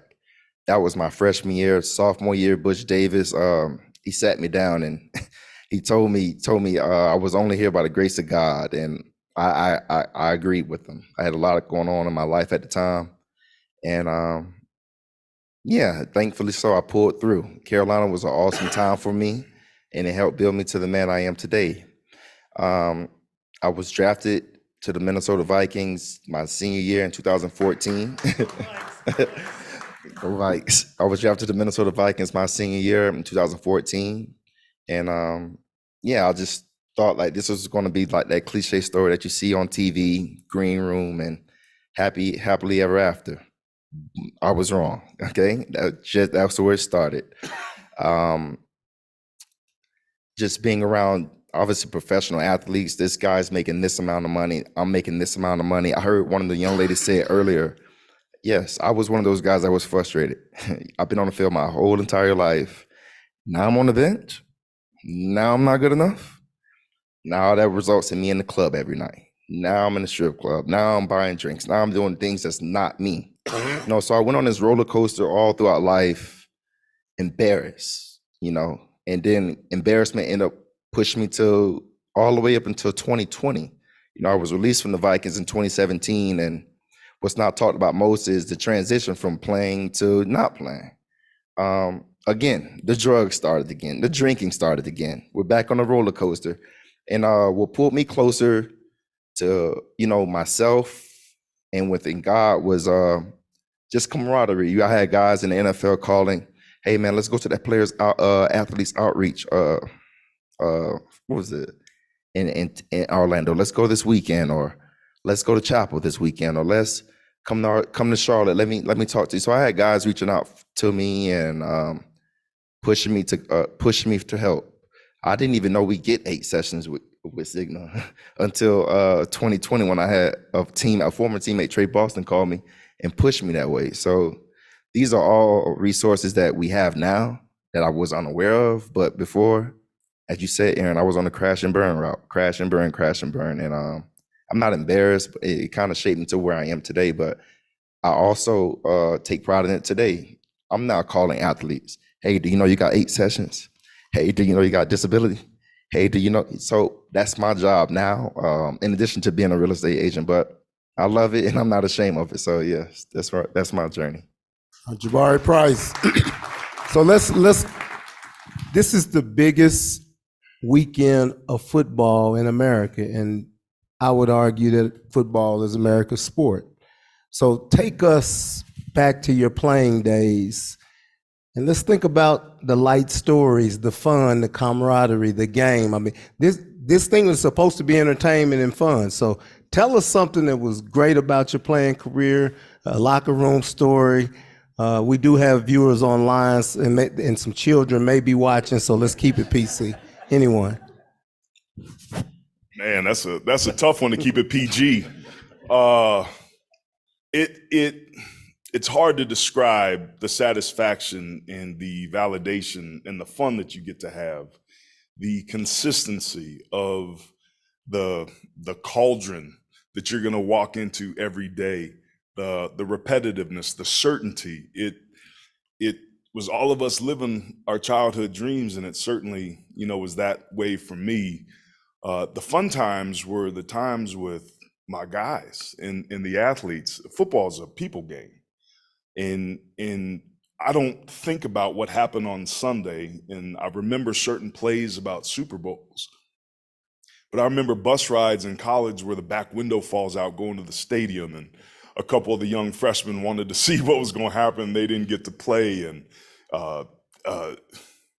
sorry, online audience, but seeing one of my former coaches in the shower was traumatizing, and how hard we laughed about that, about the way that his body looked. And I mean, like the silly, stupid, I know what coach that was. Yes, I've told you that story is unbelievable. I cannot unsee it. But those are the moments. It's just like the little things on a daily basis that take place that we're grown men playing a child's game, and we're the apple in everybody's eye. Everybody would trade places with us and do what we do. And it felt good to be different. It felt good to be elite. It felt good to move a man from point A to point B against his will. And it was validating, man. it's the greatest game I've ever played, and it's taught me more about myself, but also just the things that I enjoyed and missed the most is being around my dudes and what that experience was like when we were walking to or from the facility, if you will. I would add on to that, and I know some of those same stories you're talking about, considering we had that same coach. It's very traumatizing. Yes. But at the same time, when you look at, to your point, it's about those connections, right? I love my teammates to this day. They're my best friends in life. We have plenty of stories to tell. Some we can never tell, but even if I tried to tell you, you wouldn't probably believe those stories, right? I know there's some people in the crowd that probably have some of the same stories just by the looks on your faces. But it's one of those situations where you know if without those opportunities and those experiences, it doesn't shape you to who you are today. It makes you really understand and really appreciate the things that you have and what you're doing. And to your point, Aaron, it's to walk into a room with your guys and you're at an event and it's not your event, but quickly it becomes your event. That's something some people don't understand what that feels like, and which is why that crash and burn you mentioned earlier, that transition is tough. It's tough when the light's not on you. And it's not a light like, hey, I'm in front of the camera on TV, or you're running touchdowns or running over someone, which is nothing's better than running over a DB, but sorry. But with that saying, it would be Jabari though. But with that said, there's nothing better than those experiences, but you have to understand that transition is difficult because those lights come in so many different forms, whether it's through girls, money, access to things that you don't typically, most people don't get access to. You know, just walk up. They talk, it was funny, I was watching, when I was growing up, remember the Peter Work story back in the day at Florida State? Oh, no, not even Peter Work, free shoes, as well as Jameis Winston getting free food at Publix. And I'm looking at the thing, I'm going, my brother's here, I'm going, damn, I took free food home every Friday night in Tallahassee. How the hell did he get caught? And that's in high school. I didn't, my parents always looked at me and said, what you bringing home for dinner tonight? And I just go drive around town and go, I guess we'll go here. I walk into a mall and we went in the food court and it was, Mom, what do you want to eat? What do you mean? I know that person, that person, that person, that person. And that's all it took. And that carried on even to my 20s and 30s. And but how do you use that and turn it into a skill? Right? I think that's something that we need to learn and kind of unpeel that back a little bit. Yeah, so you guys, I want to talk about it. You're entitled to many things. You have access to many things. So Jabari, just talk about the young mindset, the new swag, the young guy walking into place after a big win, after making big plays, All-American, All-Conference. Just talk about that for a bit. Oh yeah, that's a different kind of high there. That lasts for weeks. Even though coach said it lasts for 24 hours, it lasts for weeks for me. So it's also deceptive. I had a good coach by the name of Dan Dish. He always told me and always reminded me not to smell my own funk. And the best part about college, as I heard you mention earlier, it was never the ACC championship. It was never beating NC State. It was never none of those things. It was kind of, the time I spent with my brothers. And the best part, and I know these guys can relate, the best part about college, I laugh about it to this day, is the meeting rooms. You played bad. Your buddy played bad. Coach is gonna put that dot on them. Oh man, I used to live for that time, especially if I played good.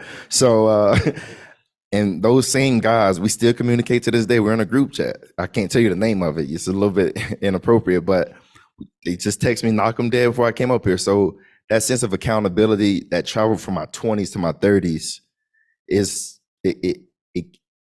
it kept me on top. It kept me from falling back into my old ways, and it kept me as Jabari Price. And though not to get away straight away from your question, but yeah, that high, It's something that needs to be watched. It needs to be studied. But yeah, that was me. And so when we talk about mental health, the need for support, the need for coaching, right now, and it's a twofold question, who are your coaches, on and off, professional coaches and personal coaches? Who do you trust the most? And if you hadn't become as great at football as you did, what might you be doing if you hadn't made it as far as you did? I'll start with, for me, as it relates to coaches professionally, I've had the honor of just keeping an open mind and learning. Like we have, as you may have heard earlier, our 11th president is Black at UNLV. And he's a hell of a mentor. And so I listen to people like that, but I'm also open to listen to people like Dr. Turner, Dr. Stroman, and I'm not afraid to be a mentee at any time. I don't feel like I know everything or aware of everything. So my mentors keep growing from that standpoint, that I try to make sure I pass that on to, I introduced my team earlier, and try to pass that on and keep them involved in what we're doing. And that helps me even learn from them about what we have to do together. Then my parents keep me accountable, and at the same time, keep me humble. I talk to my parents darn near every day, just so I can, one, appreciate where I'm at, but also let them know that, hey, your baby's okay, right? And to go from that aspect of it, I think it just gets to a point where you just need to be able to have those friends, your accountability partners. Those are my teammates. We're in a group chat. You know, if you're doing something crazy, they're gonna tell you right away. You know, if you dressed up kind of and you think you look fly, you're not gonna look fly today. Or whatever the case may be, you gotta, but that's you willing to put your emotions out there. That's you putting to do things there. You'll probably know in the group chat, you know, one of the things we always say is, man, that's why I don't like sharing my life with y'all. So anyway, that's really what I do for me. And it keeps me motivated, keeps me humbled, but it also keeps me hungry. So. Anybody else want to take that? Who your coaches are, who your mentors are, who you listen to? I think for me, it started with my mother, first and foremost. She was my first coach and mentor, and then it became my coaches. But there was a big gap in there where I didn't have a positive male role model. So my junior year in high school, I played for a man by the name of Bob Ladouceur, who, whether he wanted to or not, he became a father figure for me. The guy I was scared of, but that I trusted had what was in my best interest. So I took his suggestions when I was voluntold to do something. I went to Notre Dame. Coach Holtz, Lou Holtz, became a mentor. My position coach, Joe Moore, taught me that I always had more in me, that he believed in me. And then I started to believe in his belief, and he taught me to believe in myself. After that, it kind of went away. The professional sports for me was transactional. The crash and burn 2 years after retiring from the NFL, I walked into my first room of recovery. I come from a family of alcoholics on my father's side, and I got the gene, and I definitely had the bug. So my sponsor for 20 plus years was maybe the greatest mentor I ever had. Unconditional love, never told me what to do, but always had a story that would give me something to think about, that would help me make a decision. And he passed away. I had 3 or 4 years ago, I had a therapist that I saw for 20 plus years, that when I met my wife and knew that this was it and I didn't want to mess it up, I was like, here's all my luggage. There's this and insecurity, and I'm gonna try to make it your fault, and fear of abandonment, and just worked through all of that stuff with her. And she recently passed. So it's interesting, Guy, that you asking this, because for the last 3 or 4 years, I haven't had that. And I've been drifting a little bit. Things are good, but just kind of slowly getting further away from that serenity and that well-being that I felt. And recently, I've got a new sponsor, and I'm working my steps, which brings me back closer to my God of my understanding. And lo and behold, things are getting better. I'm becoming a better father, a slightly better husband, and it's just the highway's getting broader again. So I think they evolve over time, but at the heart of that is like find somebody who's got what you want and ask them how they did it. And if you're lucky, then they'll see in you what you see in them, and they'll share with you how you do it. And that works in the, the professional context, the interpersonal context, the organizational context, or the personal context. So it's evolved for me, but there's typically a confidant or a person that has experience that I learned from. And I want to acknowledge my wife. I learned a lot from her, and is the guy that's used to being in the arena and being the star and having the focus on me. It's been hard for me at times to allow for her success. I've been threatened by it, candidly. And I think that's an important piece of truth for me to own. But I learn a lot from her, and I learn a lot from you, baby, and what you do and how you show up and the way you look at things. And from that standpoint, you're not a mentor to me, but I do learn a lot from you, and I admire you, and I appreciate it. And I want more of what you bring to our marriage and to our relationship. So, Hey, so Aaron got it out of head of all of us for Valentine's Day, right? I'm just, Yeah. and the fact that we're in Vegas without kids has nothing to do with what I just said. I'm just saying. Yeah. Jabari, speak to sort of your perfect wellness cocktail. You talk about physical, intellectual, emotional, social, spiritual growth. Just what does wellness look like for you? And then maybe you guys pick up on it. Wellness for me is simple. I don't even know. It's peace of mind. Athletes, we deal with a lot of overthinking. Am I going to get cut? Is this the injury that's going to set me back? Am I going to lose my spot? All of these things were in the back of my mind as a 7th rounder pick 225. Went through my mind every single day.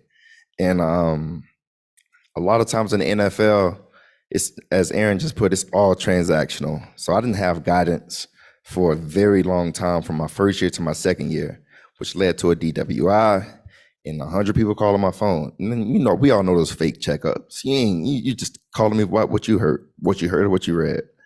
And wellness for me wasn't until that peace of mind came back.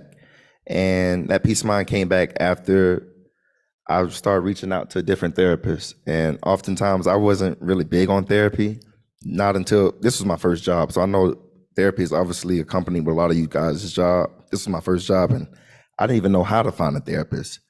How does she look? What is her views? I know one therapist I let go because I think she was just an advocate for, I think you need to, she wanted me to marry my child's mom. And I was like, I ain't feeling her. So it was just a lot of different things and finding my fit and trying to navigate. And once I found that right person, she still calls me to this day outside the 8 sessions. That's how I know she's the right one. Once I found it, I refused to let go. And there's no football involved. We don't talk no football at all. All family, all spiritual, all me. So it's just pretty simple. Yeah. So let's get to the down and dirty of the danger, this game that is so dangerous. Men of color participate in it at a high rate.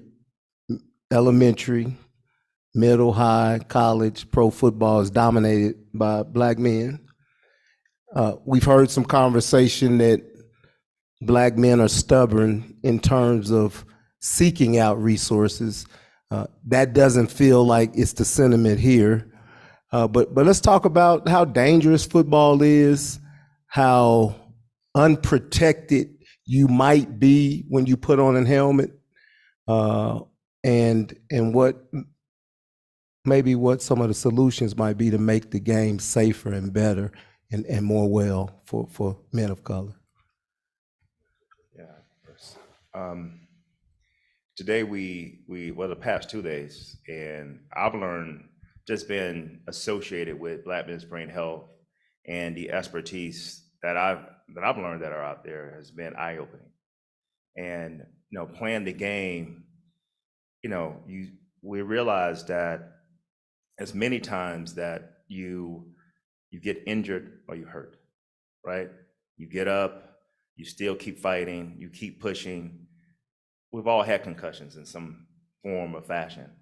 And you don't know what it is. You just keep playing because you love the game. You love what it gives to you. You love the camaraderie. You love all those things. But the education was not there to how it could have an effect on you after the game. The way that I deal with it, for me personally, is I have to get up and do something. Like I need to work out. I got to go for a run. I have to get whatever emotions I have out, I get out through beating up weights or working out or those type things. That way I can think, I'm clearer, I have a clearer mind. But also the other part of that is I'm trying to keep my armor up, if you understand what I mean. When I don't work out, my shoulder hurts. My knee hurts a little bit more. You know, I feel that hit that happened before, you know, and it's crazy because I haven't hit anyone or been hit in over 20 years. So I can still feel those pains. But if I keep my armor on, I feel like I can keep going. The day's better. You know, I can wake up in the morning and I'm like, man, I just need to take 5 more steps because this hip ain't feeling good right now. Or that knee is feeling a little tight. And you know what? And you're embarrassed to say something. You know, and that's the part that imposter syndrome, you know, sneaks in and you try to get that out of you. And so for me, that's what I have to do. And I know that the sport has been dangerous, especially when I sit here next to my brother and I know what you've lost. But I've also seen some of my teammates be in a situation where I'm like, I can't believe that's you. They don't look the same. And they're making decisions based on the fact that they have some sort of trauma. And I know it starts with their brain. So I need to have that camaraderie. You know, we've all gone through our trials and tribulations. We do a guys trip every year. And just so we can feel just a little taste of what it felt like to be on that bus. A little taste of what it felt like to go to a bowl game and be in a Super Bowl environment, those type things. We need that. And without it, I couldn't tell you where I'd be right now. I really couldn't tell you. I want to be on the stage, I can tell you that. Because there were times where I felt, I don't know if I need to keep doing this. Maybe I need to do something else. And I don't know what that else was, but it wasn't going to be positive. And my friends flew out to see me and said, we're going to be out there with you. And we started that, and that was when I was in Arizona. And we haven't missed a year. And you know what felt good the most was I actually cried in front of my friends that night because I couldn't believe they got on the plane and came out and hung out with me. I thought that was over with in 2000 because that's when I graduated. So that's really how I look at it. I think you gotta have your soldiers with you, and you gotta keep adding to it, and you're gonna meet different soldiers. I'm proud to say now, I got soldiers on this stage now. I got soldiers out there I can count on and call.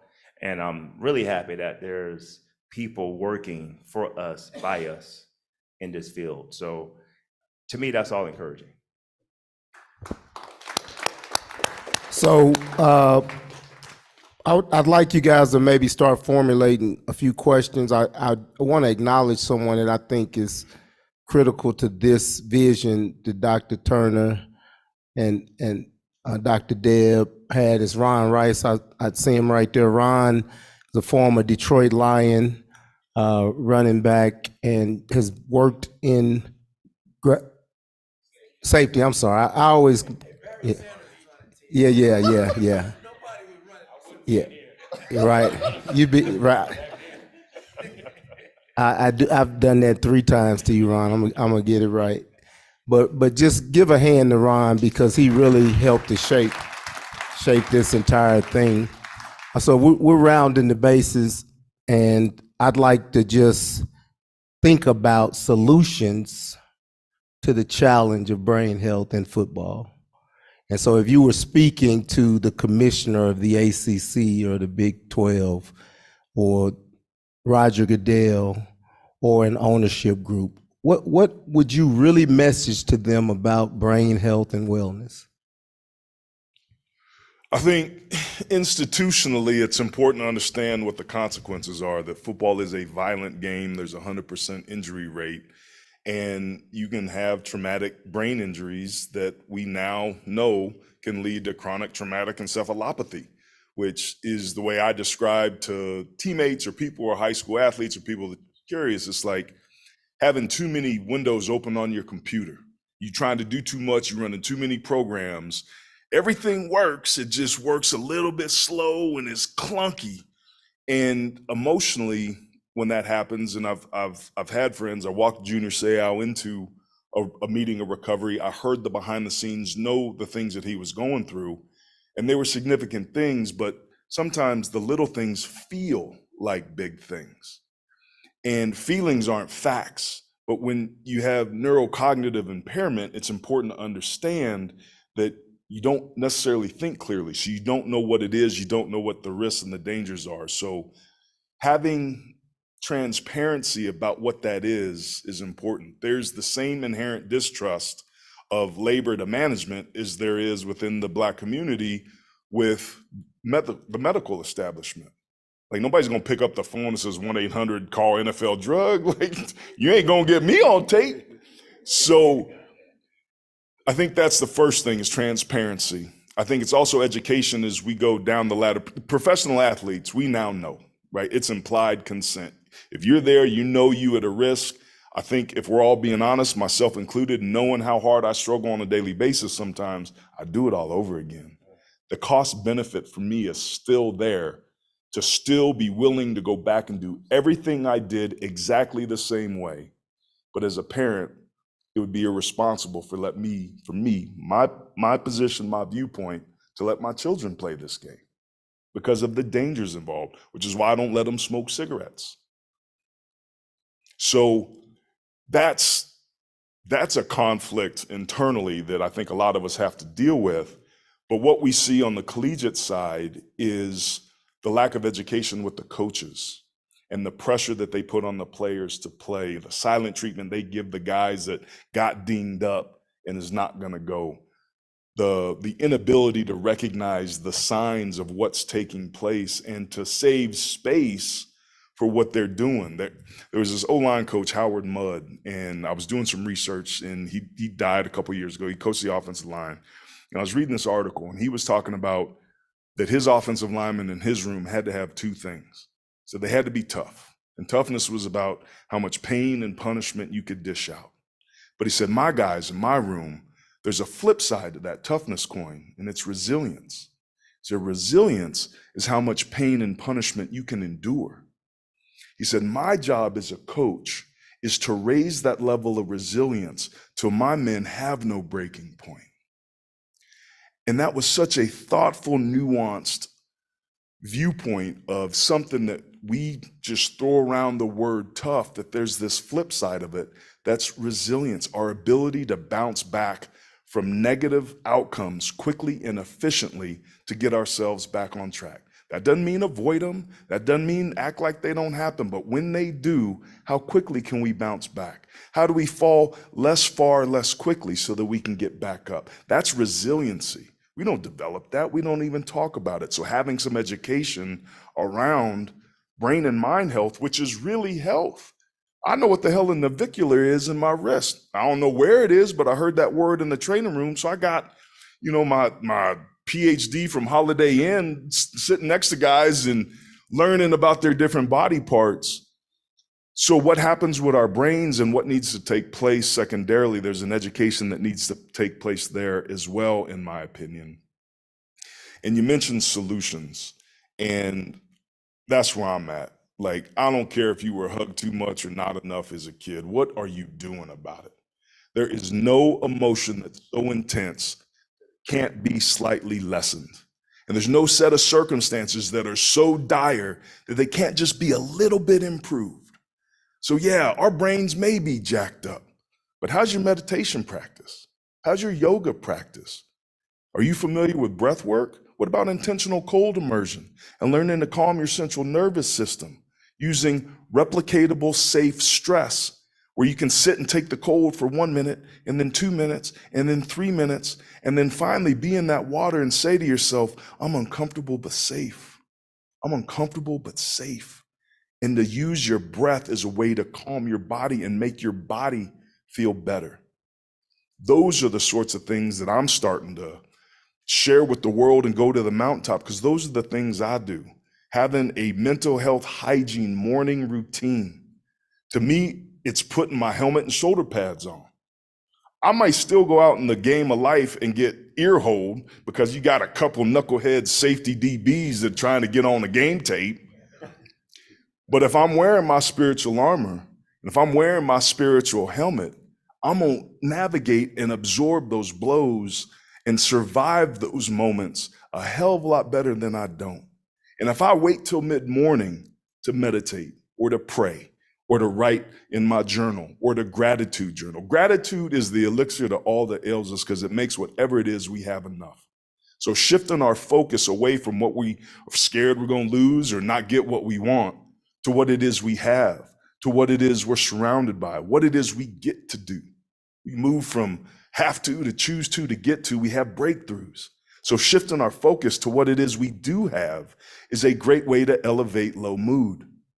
So those are the basic things that I wished I didn't have to do, but I do. I've lost the luxury of drinking like a gentleman. I've lost the luxury of blowing off steam. So I got to do what I got to do to keep my head above water, and it's about solution. Because how we think and how we feel isn't our fault. It's often just our default, and we can change that. And our life experience is something that we can control. And how we experience life 5 years, 5 months, 5 minutes from right now is something that we can largely choose. But in order to do that, we have to start changing the way that we think. We have to have a basic understanding of the way that our brains work. And this squirrely dude up here, he's just trying to keep us safe. So we get scared. And when it looks like it might have looked a time when I went through some trauma, whoom, there goes the Gatorade bucket of adrenaline and cortisol and all the other fight or flights. And now I'm activated. And some of us, it takes a while to come back down. I've got compromised blood flow to my amygdala. So when my switch gets flipped, them thoughts stay dark. And it takes a while. But I go out to the backyard and I pray and I meditate. I call a friend and I do something, because there are things that we can do to feel better in as little as 5 minutes. And I hate that I have to work so hard, but those solutions are available to us. They're free, they're accessible. And it's hard work feeling the way we feel, or it's hard work being willing to get vulnerable and step into that discomfort and do the work necessary to get better. So what you gonna do? Aaron gave a plethora of solutions. I mean, personal skill set in getting through trauma, getting to wellness and wholeness. So, Jabari and Jay, can you speak to the conversation that you think needs to happen with your position coach about how you wake up that day in the meeting room and in practice? I think there's a lot of intimacy that takes place with your position coach, but we're not talking about wellness and mental health and safety with our supervisor very often, to his point. Can I add to that last question just real quick? You said solutions, right? Yeah. So I'm just gonna peel the onion back just a little bit here, right? And solutions for all of our student athletes, whether you're football, soccer, cheerleading, doesn't matter, basketball, concussions can happen, CTE can happen, transition is hard. I think right now what we're seeing is a lack of leadership, whether it's a coach, whether it's the director of athletics, whether it's the NCAA, there's not enough leadership. They can't even all right, let me make sure the young kids around, they can't make a decision on a transfer portal. You can't make a decision on NIL. We've got Black Men's Brain Health Conference 3 years running. Where's the athletic directors? Where's NCAA at? What are they doing? But they say they care about us. You don't care about us because I don't see enough of us in positions of power to make decisions. So if you really cared about us, because most of us are playing the game, hire more of us.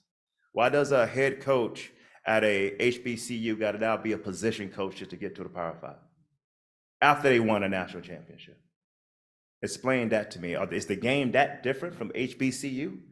Our biggest stars and heroes from football that excited us came from HBCUs. They didn't come from Alabama. Not the ones we're talking about. I'm talking about Hall of Famers, right? Because they didn't want to go to Miami and get those Hall of Famers back then, right? So my thing is, what are you doing right now if you know there's a problem? Why are you not getting educated? Why they're not here? They should be here. The room should be filled with NCAA folks. Where are you? If you say you care, where are you? And you have the money. You just broke another record in money. Why can't you put an insurance plan for our young people? We have a lack of insurance in Black America. Why can't you put an insurance plan there to make sure that when those kids graduate, they have something they can fall back on, at least a little bit of help for the first 3 to 5 years? Do something. Why are we standing up here? You're not here giving us solutions. You say you're smart, show us. I'll leave it at that. Jabari. We're gonna let Jabari close out, and if we got 1 or 2 questions, we'll close out the panel. Okay. Yeah. The conversation I'll probably have with my position coach will probably be creating a safe space for athletes. And I don't think it exists to this day. I know coming up through college and even the NFL, we were always scared to go to the player engagement guy or even a position coach guy, because we all knew that's going back to the head coach. And let's be real, I wasn't Adrian Peterson and I wasn't none of those guys, so I know you don't have any type of liking to me like that. So that rapport, I feel like, is very, very, very vital when you're talking about creating a safe space. And all these guys from different walks of life, 5-star, 4-star, 3-star, 2-star, you don't know how these guys are feeling.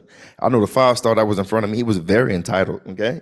Didn't show up to practices or meetings like that. So once you kind of create that as a coach, and I coach now, and I can speak on this now, once you create that, you're gonna find out a lot about these guys. A lot of these guys are dealing with, these adult problems at a young age, 15, 16, 17 years old.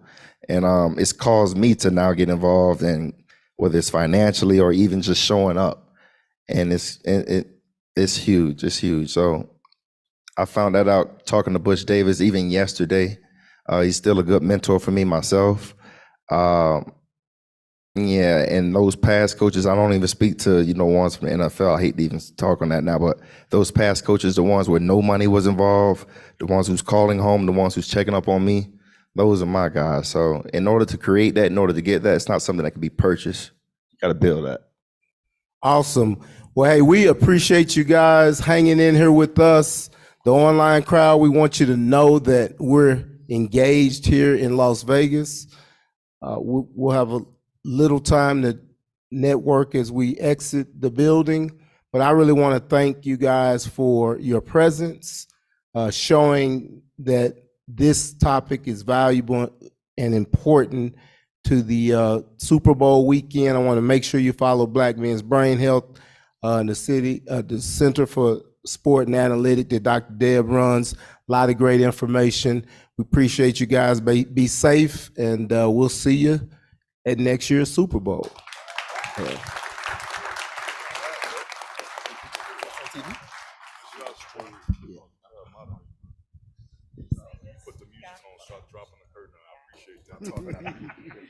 Thank you again. I want to make sure, I was going to acknowledge Ron Rice as well.